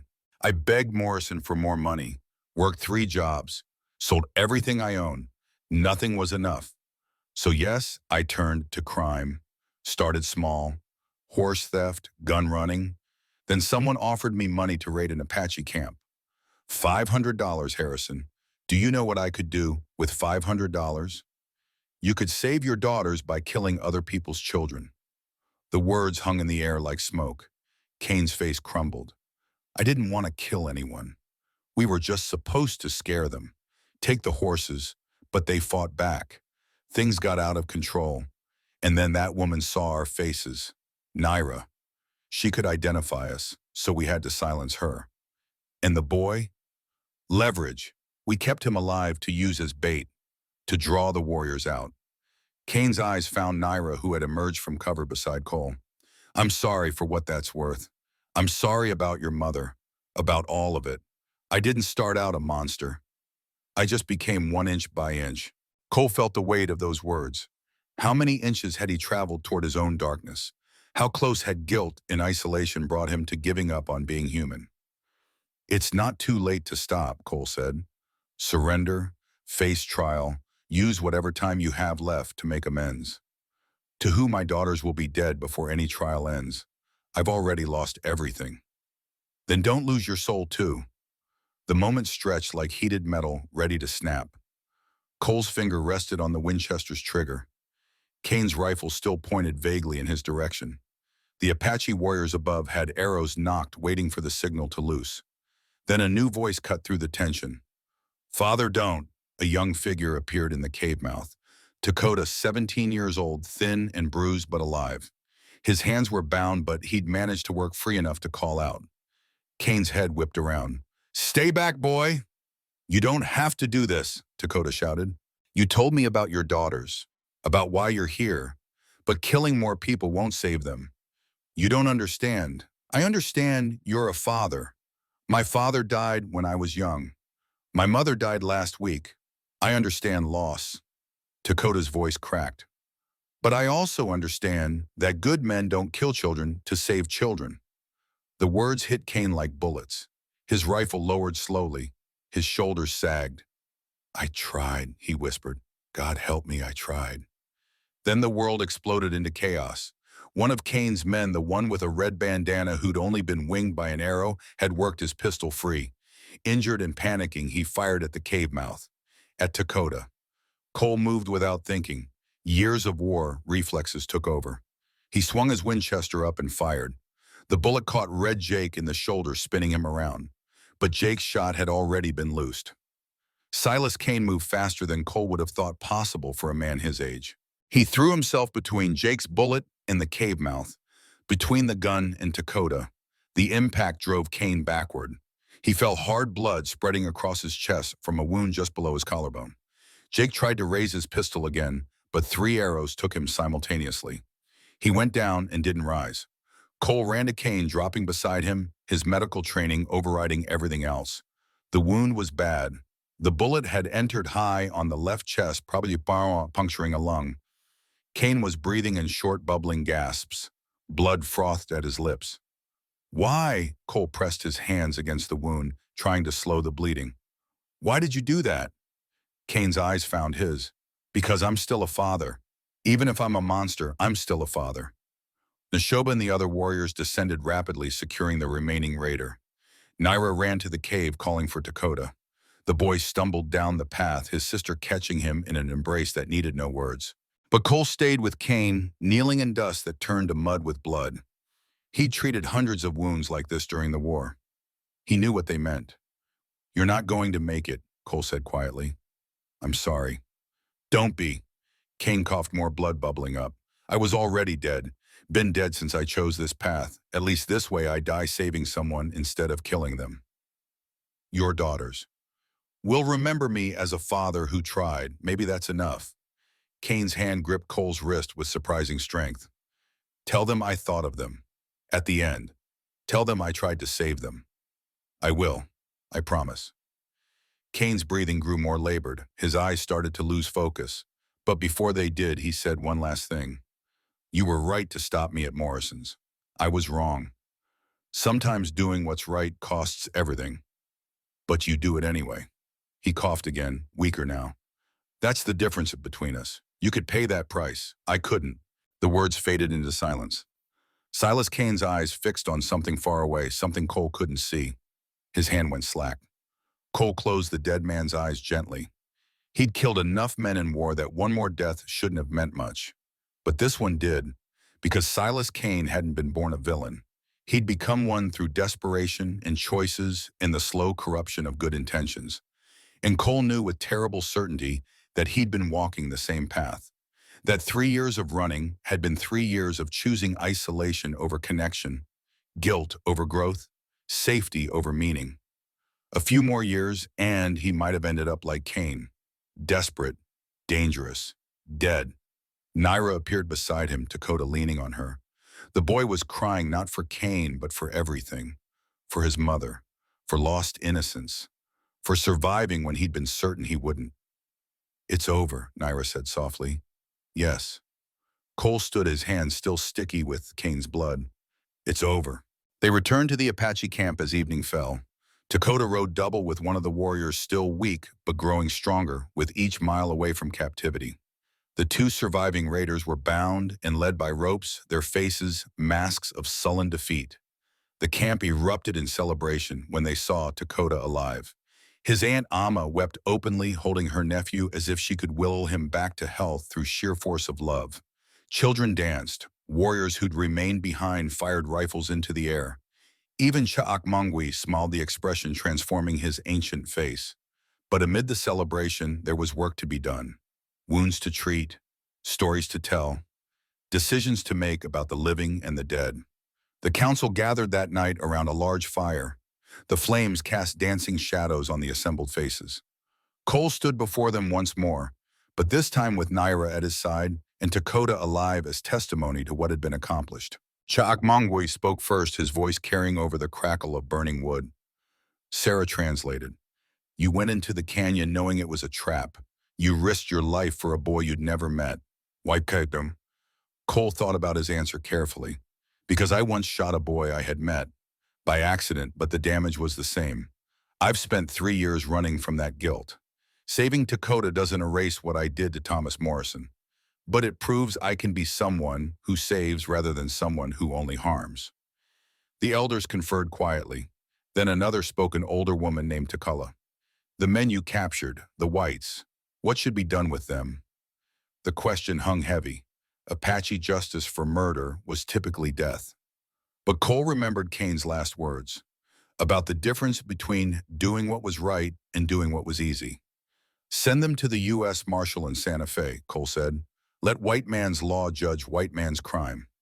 The suggestion caused murmurs of protest. Neshoba stood, his face hard. "They killed our people. They kidnapped our child. Apache law demands blood for blood." "And if you kill them," Cole replied, "you become what they fear you are, savages who can't be negotiated with or trusted. But if you hand them over to the law, you prove that justice matters more than revenge. Why should we care what they think of us? Because one day this land will be too small for Apache and whites to avoid each other. When that day comes, you want them to remember you as people who chose justice over vengeance." Cha'akmangwi raised his hand for silence. He spoke at length, his tone measured and thoughtful. Sarah translated in pieces. "The grandfather says Cole Harrison speaks with wisdom beyond his years. That revenge may satisfy the heart, but poison the future. That the Apache have lost too much to lose their honor as well." The council voted, 5 elders for sending the prisoners to Santa Fe, 2 against. The decision was made. Then Cha'akmangwi spoke again, and this time his attention focused on Naira and Cole. "Now we address the matter of the binding law." Naira stepped forward. Cole saw her hand tremble slightly, but her voice remained steady. "4 days ago I spoke the law in fear. I was wounded alone and certain that any man who saw me would use my vulnerability against me. So I invoked the law, hoping it would protect me." She paused, gathering her thoughts. Cole Harrison could have ignored the law. He could have taken what he wanted. He could have left me to die. Instead, he healed my wounds. He fought beside me against enemies. He risked his life to save my brother. He showed me that some laws are written in hearts, not words. She turned to Cole, her eyes clear and certain. "I claimed him under tribal law. Now I claim him by choice. Not because tradition demands it, but because my heart chooses it. If the council will accept this union, I accept it freely." Cha'akmangwi's gaze shifted to Cole. "And you, do you accept this woman? Do you choose to live among her people, to follow our ways?" Cole looked around the camp, at faces that had been strangers 4 days ago, but had become something more. At Dakota, alive because of choices made and risks taken. At Naira, fierce and beautiful and true, in ways he'd stopped believing women could be. He thought about Thomas Morrison's letter still unread, about forgiveness offered but not claimed, about 3 years of running that had taught him nothing except how empty solitude could be. "I accept," Cole said clearly, "not because law requires it, but because I choose it. I've been running from who I was. Naira showed me who I could be. If your people will have me, I'll stay. I'll learn your ways. I'll try to bridge the gap between your world and mine. The elders conferred longer this time. Cole couldn't read their expressions, couldn't tell if acceptance or rejection waited in those deliberations. Finally, Chokmungwe spoke. Sarah translated with a slight smile. The council accepts your union, but you must prove your worth through actions, not words. You will live with us, learn our language, understand our ways. And in 6 moons, if you have shown yourself honorable, we will perform the binding ceremony properly. Cha'akmongwe stood with difficulty, his old bones protesting. He pulled something from a leather pouch at his belt, a piece of black obsidian carved into the shape of an eagle with wings spread. This is the mark of protector. It has been given 3 times in the history of our clan, each time to someone who defended our people at risk of their own life. Wear it. Remember what it means. Cole accepted the stone, feeling its weight in his palm. Not heavy, but substantial. A reminder of responsibility earned and obligations accepted. That night, the camp celebrated properly. Food appeared from hidden stores. Drums beat rhythms that had been ancient when Columbus sailed. Children danced around the fire while elders told stories in voices that rose and fell like music. Cole sat with Naira at the edge of the celebration, watching firelight play across her face. Are you certain about this? He asked. 6 months is a long time. You might change your mind. Will you change yours? No. Then neither will I. She leaned against him, the gesture casual but weighted with meaning. You saved my life. Then you saved my brother's life. But more than that, you showed me what honor looks like. I've seen white men all my life. Most were traitors who cheated, or soldiers who killed, or settlers who stole land. You're the first who chose to be something better. I'm not better, just trying to make up for being worse. That's what makes you better. They sat in comfortable silence until Dakota appeared, walking carefully but without assistance. His face was bruised, his wrists raw from rope burns, but his eyes held the clear light of someone who'd survived and been changed by it. Cole Harrison, the boy said formally, I owe you my life.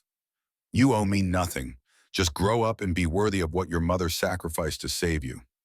Dakota nodded solemnly. Then he grinned, the expression transforming him back into the teenager he was. My sister chose well. Not many white men would be crazy enough to walk into a trap for a boy they never met. Turns out crazy runs in your family.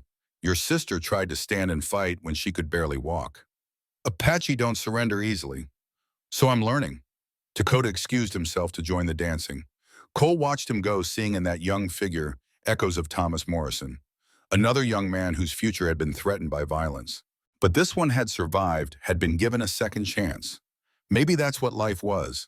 A series of chances to get it right, to make better choices, to become someone worth being. And maybe, just maybe, saving one boy helped balance the scales for hurting another. 6 months passed like water flowing over stone, slow enough to feel each day, fast enough that looking back made the time seem brief. Cole lived with the Apache, sharing their food and their work and their ways. He learned to track game by reading bent grass and disturbed earth.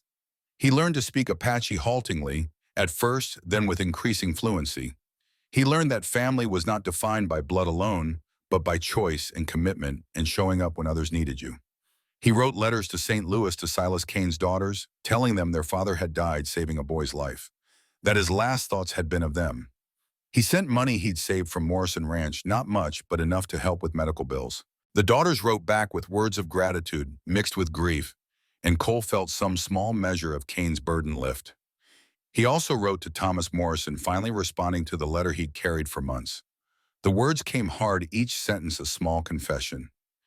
He wrote about Naira and Dakota and the Apache clan, about choosing to stay instead of run, about finding purpose in protection rather than isolation. Thomas's reply arrived 3 months later. It told of his law practice, of his engagement to a young woman from Denver, of his father's declining health. And it said simply, come visit when you can. You're always welcome here. Cole folded the letter carefully and placed it in the wooden box where he kept important things. Someday he would visit, but not yet. Not until the man who walked into Morrison Ranch was someone worth reconciling with the man who'd walked out. Spring came to New Mexico in a riot of wildflowers and sudden rains. On the first day of March, 6 months exactly since Naira had invoked the binding law, the clan gathered for the ceremony. It was not elaborate. Apache tradition valued substance over show. But what it lacked in spectacle, it made up in meaning. Sarah Mitchell presided her 20 years among the people, giving her the authority to bind their lives. She stood before the assembled clan with Cole and Naira facing each other, hands joined. Marriage among our people is not ownership, Sarah said, speaking in Apache, then translating to English for Cole's benefit. It is partnership, two people choosing to walk the same path to share burdens and joys equally. She produced a length of leather cord dyed deep red. This represents blood, not the blood of violence, but the blood of family, of connection that sustains life. She wrapped the cord around their joined hands, binding them together. What was separate is now connected. What was alone is now partnered. What was uncertain is now chosen. From a leather pouch, Sarah produced two items: a knife, which she gave to Naira, a medicine pouch, which she gave to Cole. The knife reminds us that a wife protects as fiercely as any warrior. The medicine reminds us that a husband heals as tenderly as any mother. Strength and care, protection and compassion. Both must have both. She stepped back and Cha'akmangwi came forward. The old man spoke in Apache, his voice carrying across the assembled people. Sarah didn't translate this part. It was meant for Naira, words of blessing and wisdom from her people. When he finished, he switched to English, looking at Cole. You came to us as stranger. You leave today as family. Protect your brother. Honor our ways as you honored your promise. And remember always that home is not where you were born, but where you are accepted. The ceremony concluded with food and music and celebration that lasted into the night. But before that, Cole and Naira walked to the edge of camp to a spot where they could see the land stretching away in all directions. Where do we go from here? Naira asked. Cole pointed to a ridge halfway between the Apache camp and the open plains, where white settlers were beginning to build. There, where your world and mine can meet, we'll build a house that's half Apache, half white. We'll raise children who speak both languages, understand both ways. We'll be a bridge. That is an ambitious plan. I'm done with small plans. Small plans are what kept me isolated and useless for 3 years. Naira smiled. Then we build bridge together. They did. Over the following months, with help from both Apache and white workers Cole hired from Santa Fe, they constructed a home that embodied their vision. The structure itself was wood built in the frontier style Cole knew, but attached to it was a traditional Apache wickiup, the two structures sharing a wall and doorway. Inside, cultures blended. Apache baskets sat beside white man's furniture. Rifles hung next to bows. Medical supplies from both traditions shared shelf space. Cole established a clinic using his war-taught medical skills to treat anyone who came. Apache brought injuries from hunting and sickness from winter. White settlers brought wounds from construction and fevers from poor sanitation. He charged no one, accepting payment in food or labor, or sometimes just gratitude. Naira taught him her healing knowledge, the remedies passed down through generations of Apache medicine women. Yarrow for wounds, juniper for infection, yucca root for cleansing. He taught her what he knew of anatomy and surgery and the careful mathematics of dosage. Together they created something new. Not Apache medicine, not white medicine, but a fusion that took the best of both. Dakota, growing rapidly into manhood, divided his time between the clan and Cole's home. He learned English from Cole and taught Apache to white children whose parents brought them for treatment. He became a translator, a guide, a bridge between worlds, just as Cole and Naira were. One day in late summer, a letter arrived from Morrison Ranch. Cole recognized Thomas Morrison's handwriting immediately. His hands shook slightly as he opened it. The news hit him like a physical blow. John Morrison had died peacefully in his sleep. The old man had left his ranch to Thomas along with detailed instructions. Among those instructions was a bequest, $500 for Cole Harrison. The note accompanying it read, "Cole was the best man I ever knew, even when he didn't believe it himself. Give him a second chance." Cole sat on his porch, Naira beside him, the check in his hands. $500, enough to expand the clinic, enough to hire help, enough to make a real difference. "What will you do with it?" Naira asked. "Build something that lasts, something that serves both our peoples." A proper clinic with rooms for patients who need to stay overnight. Maybe a small school attached where Apache and white children can learn together. You think whites would send their children to learn with Apache? Some will, the ones who are brave enough to try something new. And their children will grow up knowing your people as neighbors, not enemies. That's how the world changes. Not through laws or treaties, but through kids who play together and don't care about different skin. Naira was quiet for a long moment. Then she said, "I am pregnant." The words stopped Cole's breath. He turned to her, seeing the truth written in her face. Joy and fear and hope all mingled together. "You're certain?" "3 months. I waited to tell you, wanted to be sure." Cole pulled her close, feeling the solid reality of her in his arms. A child, their child, a living bridge between worlds. "We'll raise them right," he promised. "They'll know both cultures, both languages, both ways of seeing the world. They'll be free in a way neither of us was." "They will have father who stayed," Naira said quietly. "That is more than many children have." The child, a boy, was born in spring. They named him Elijah after John Morrison. He came into the world with a lusty cry and Cole's gray eyes and Naira's black hair. Perfect and small and full of possibility. The years flowed by like that river Naira had described, sometimes smooth, sometimes crashing over rocks, but always flowing forward, always moving towards something. By 1890, 8 years after Cole had found Naira in that line shack, the clinic had grown into a small hospital. 2 rooms for overnight patients. A surgical theater where Cole performed procedures he'd learned from books ordered from Boston. A dispensary where Naira mixed remedies that blended Apache and white traditions. More importantly, it served both communities without distinction. A white farmer with a broken leg received the same care as an Apache hunter with a knife wound. Children of all colors filled the attached schoolhouse learning meeting and arithmetic and history from teachers who believed education was a right, not a privilege. Elijah, now 6 years old, ran between worlds with the casual ease of someone who knew no boundaries. He spoke Apache with his mother's clan and English with his father's patience. He played with white children and Apache children without seeing any difference worth noting. A daughter, Ayasha, named for Naira's mother, followed 3 years after Elijah. She inherited her namesake's gift for healing plants and her father's careful hands.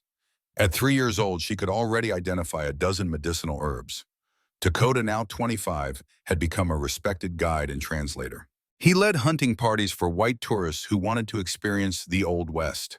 And he did it with a humor that transformed what could have been cultural tourism into genuine exchange.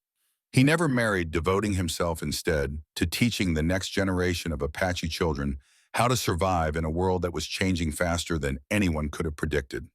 In the summer of 1890, Cole received a letter inviting him to Denver. Thomas Morrison, now a successful lawyer representing homesteaders against railroad companies, wanted Cole to stand with him at his wedding. Cole made the journey, leaving Naira to manage the clinic. The reunion was awkward at first, both men circling the wounds of the past carefully. But Thomas's fiancée, a sharp woman named Catherine who taught at a school for girls, broke the tension by saying bluntly, "You're the man who shot my future husband in the hip, and you're the man who taught him that obstacles can become opportunities. I'd say that makes you family." The wedding was simple but joyful. Thomas walked Catherine down the aisle with barely a limp, years of physical therapy and determination, having overcome much of the damage. When he saw Cole watching, he smiled and mouthed, "Thank you," for what Cole never asked, for the shooting that had redirected Thomas's life, for the medical care that had saved it, for leaving so Thomas could heal without constant reminders. Maybe for all of it. Maybe thank you didn't need a specific referent when it encompassed everything. John Morrison's grave stood on a hill overlooking the ranch. Cole visited it before leaving Denver, standing in silence before the simple marker. He placed a small stone on top of the headstone, an Apache custom Naira had taught him. The stone represented burden, shared memory, honored debt, acknowledged. "I'm trying to be worthy of that $500, Cole said to the grave. "I'm trying to be worthy of your forgiveness. I hope I'm getting closer." The wind rustled through prairie grass. A hawk circled overhead, and Cole felt something loosen in his chest. Not complete release, not total forgiveness, but movement in that direction. Progress measured in small steps toward becoming someone he could live with. By 1900, 18 years after the line shack, the clinic had become a landmark. Travelers on the Santa Fe Trail would detour slightly to reach Harrison's hospital, knowing they'd find treatment regardless of ability to pay. The school had expanded to 2 rooms teaching 50 children at a time, and Cole and Naira's home had become a gathering place where Apache elders and white settlers met to discuss issues affecting both communities. Elijah, now 16, had declared his intention to become a doctor. Not a frontier medic like his father, but a real physician with formal training. Cole encouraged this, even as it meant his son would leave for medical school in Boston. The world was changing. The next generation needed education to navigate it. Ayasha, 13, had already surpassed both her parents in knowledge of medicinal plants. She kept detailed journals documenting every herb, every preparation, every treatment outcome. Her neat handwriting filled leather-bound books that Cole knew would outlast him. Dakota had become the unofficial liaison between the Apache and the government agents who increasingly controlled reservation life. He walked a difficult line, advocating for his people while navigating bureaucratic systems designed to suppress them. It aged him prematurely, put gray in his hair before 40, but he never stopped fighting. One evening in 1900, Cole sat on his porch watching the sunset paint the sky in shades of red and gold. Naira emerged from the house carrying 2 cups of coffee, settling beside him with the comfortable ease of 2 decades together. Dakota came by today, she said. He wants to send 3 young men to live with us, learn English in white ways. He thinks they need education to protect the clan's future. What do you think? I think my brother sees what is coming. The old ways are dying, not all at once, but inch by inch. The young need tools to survive in the world that will be, not the world that was. Cole nodded slowly. We'll take them, teach them what they need to know. But we'll also make sure they remember where they come from. That is balance, Naira agreed. That is bridge. They sat in comfortable silence, watching stars emerge one by one. Cole thought about the boy he'd been at 16, lying about his age to join a war, about the medic he'd become trying to save men who were already lost, about the cowboy who'd pulled a trigger in panic and spent 3 years running from the consequences. And he thought about the man he was now, not perfect, still carrying scars and guilt and regrets, but useful, connected, present in ways he'd stopped being after shooting Thomas Morrison. Do you ever regret it? Cole asked suddenly. Choosing me, staying with me. Naira turned to him, her eyes reflecting starlight. Every day I see Apache forced onto reservations. Every day I hear stories of broken treaties and stolen land. I could be angry, could hate all white men for what some white men do. She took his hand. But then I look at you, at what we have built, at our children who carry both worlds in their blood. And I know that hate is easy, but building is hard. You chose building. So did I. I have never regretted it. December 1912. 30 years had passed since that night in the line shack. Cole Harrison sat on his porch at 64, his hair silver, his hands marked with age spots and old scars. But his eyes remained clear, his mind sharp, his purpose undimmed. Naira sat beside him, 55 years old, her beauty transformed by age but not diminished. She still tended her garden of medicinal plants, still taught any who asked to learn, still moved with the grace that had first caught Cole's attention. Dakota, 47, had become one of the most respected Apache elders, known for his wisdom in negotiating with the government agents while maintaining his people's dignity. He arrived that afternoon with news that a group of Apache families wanted to build new homes near the clinic, creating a permanent mixed community. Elijah, 38, had returned from Boston with a medical degree and immediately joined his father's practice. He brought modern techniques that complemented the traditional knowledge, creating a medical approach that drew patients from hundreds of miles away. Ayasha had married an Apache man and now ran the medicinal garden, expanding it to include plants from around the world that she'd ordered through catalogs. Her journals had become reference texts that other healers consulted. And William Cole's 16-year-old grandson, through Elijah, sat on the porch steps cleaning his Springfield rifle. The boy was scheduled to ship out to basic training in 3 weeks, joining the military, as tensions in Europe suggested war was coming. Cole had spent the day telling William the story, all of it, the shooting of Thomas Morrison, the 3 years of running, the line shack in Naira, the canyon rescue and Silas Kane's death, the 30 years of building something that lasted. Now, as evening fell and family gathered, Cole reached into the house and brought out the wooden box. He opened it slowly, revealing the Colt single-action army that had started everything. This pistol shot Thomas Morrison. Cole set his voice steady despite the weight of memory. It killed Red Jake Sullivan. It was in my hand when Silas Kane died. It represents every mistake I made and every chance I took to correct those mistakes. He held it out to William. I want you to have it. Will's eyes widened. Grandpa, I can't. You can and you will. Cole pressed the weapon into his grandson's hands. Because you need to understand something before you go to war. A gun doesn't define the man holding it. Your choices define you. I use this gun to cause harm and to prevent harm. What matters isn't the tool, but how you use it. What if I make mistakes? What if I hurt someone I don't mean to hurt? Cole pulled the boy close, feeling how thin he still was, how young, 16, the same age Cole had been when he joined a war that taught him everything about death and nothing about living. You will make mistakes, Cole said firmly. That's being human. But here's what I learned the hard way. Mistakes don't have to define you. What you do after the mistake, that's what matters. You can run and hide and let guilt poison your life. Or you can stay and face what you've done and try to build something better. How do I know which choice is right? You ask yourself one question. Does this choice make me more alone or more connected? Does it make me smaller or larger? Does it serve only myself or something beyond me? Will nodded slowly, cradling the Colt like the sacred responsibility it was. Dakota stepped forward, placing a hand on the boy's shoulder. Your grandfather walked into a trap to save me, a boy he'd never met. He did it because standing with others mattered more than staying safe. Remember that when the shooting starts? Remember that courage isn't the absence of fear. It's loving something more than you fear death. Naira approached last, carrying something wrapped in soft leather. She unfolded it to reveal a small medicine pouch similar to the one Cole carried. This contains yarrow, the plant that saved my life 30 years ago. When you are hurt when others are hurt, remember that healing is as important as fighting. Maybe more important. Will accepted the pouch, tying it to his belt beside the holster for the Colt. Old magic and new technology.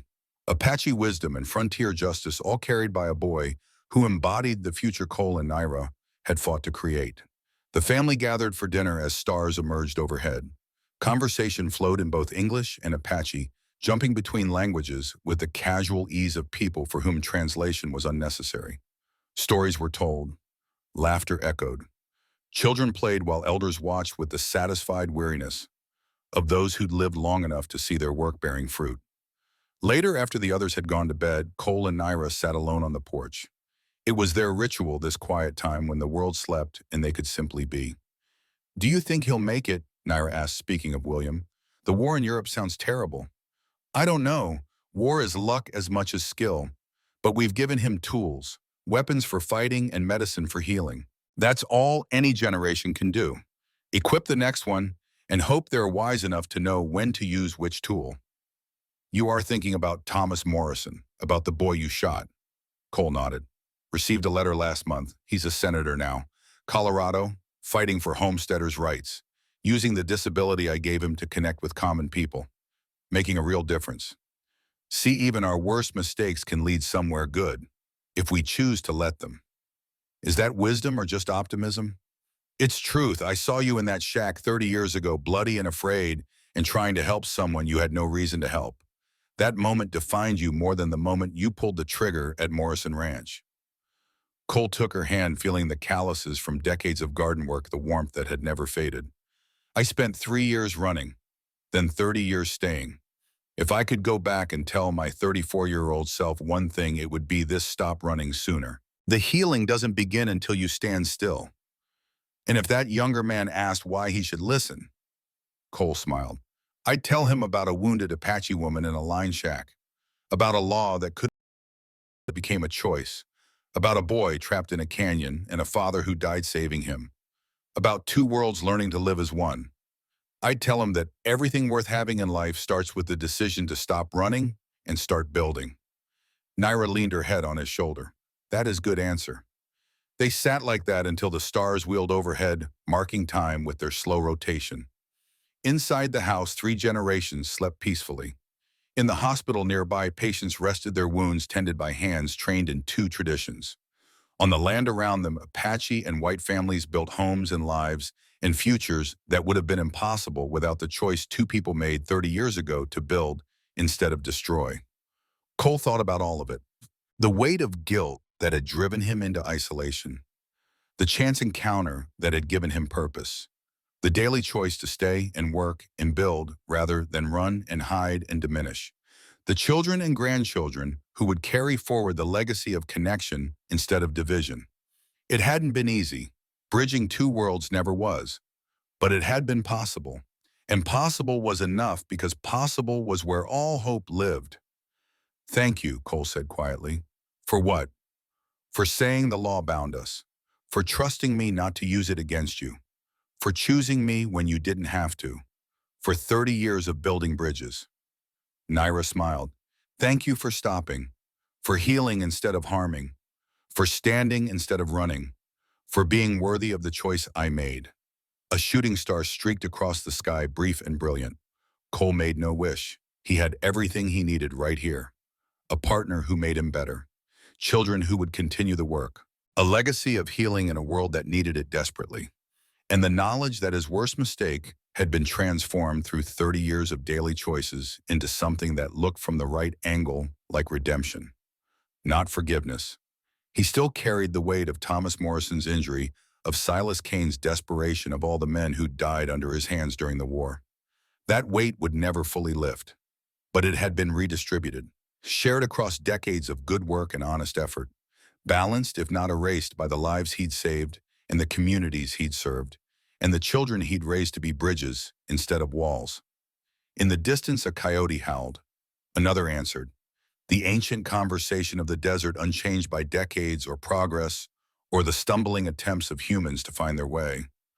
Cole closed his eyes, feeling the cool night air on his face, feeling Naira's warmth beside him, feeling for perhaps the first time in his long life something that looked like peace.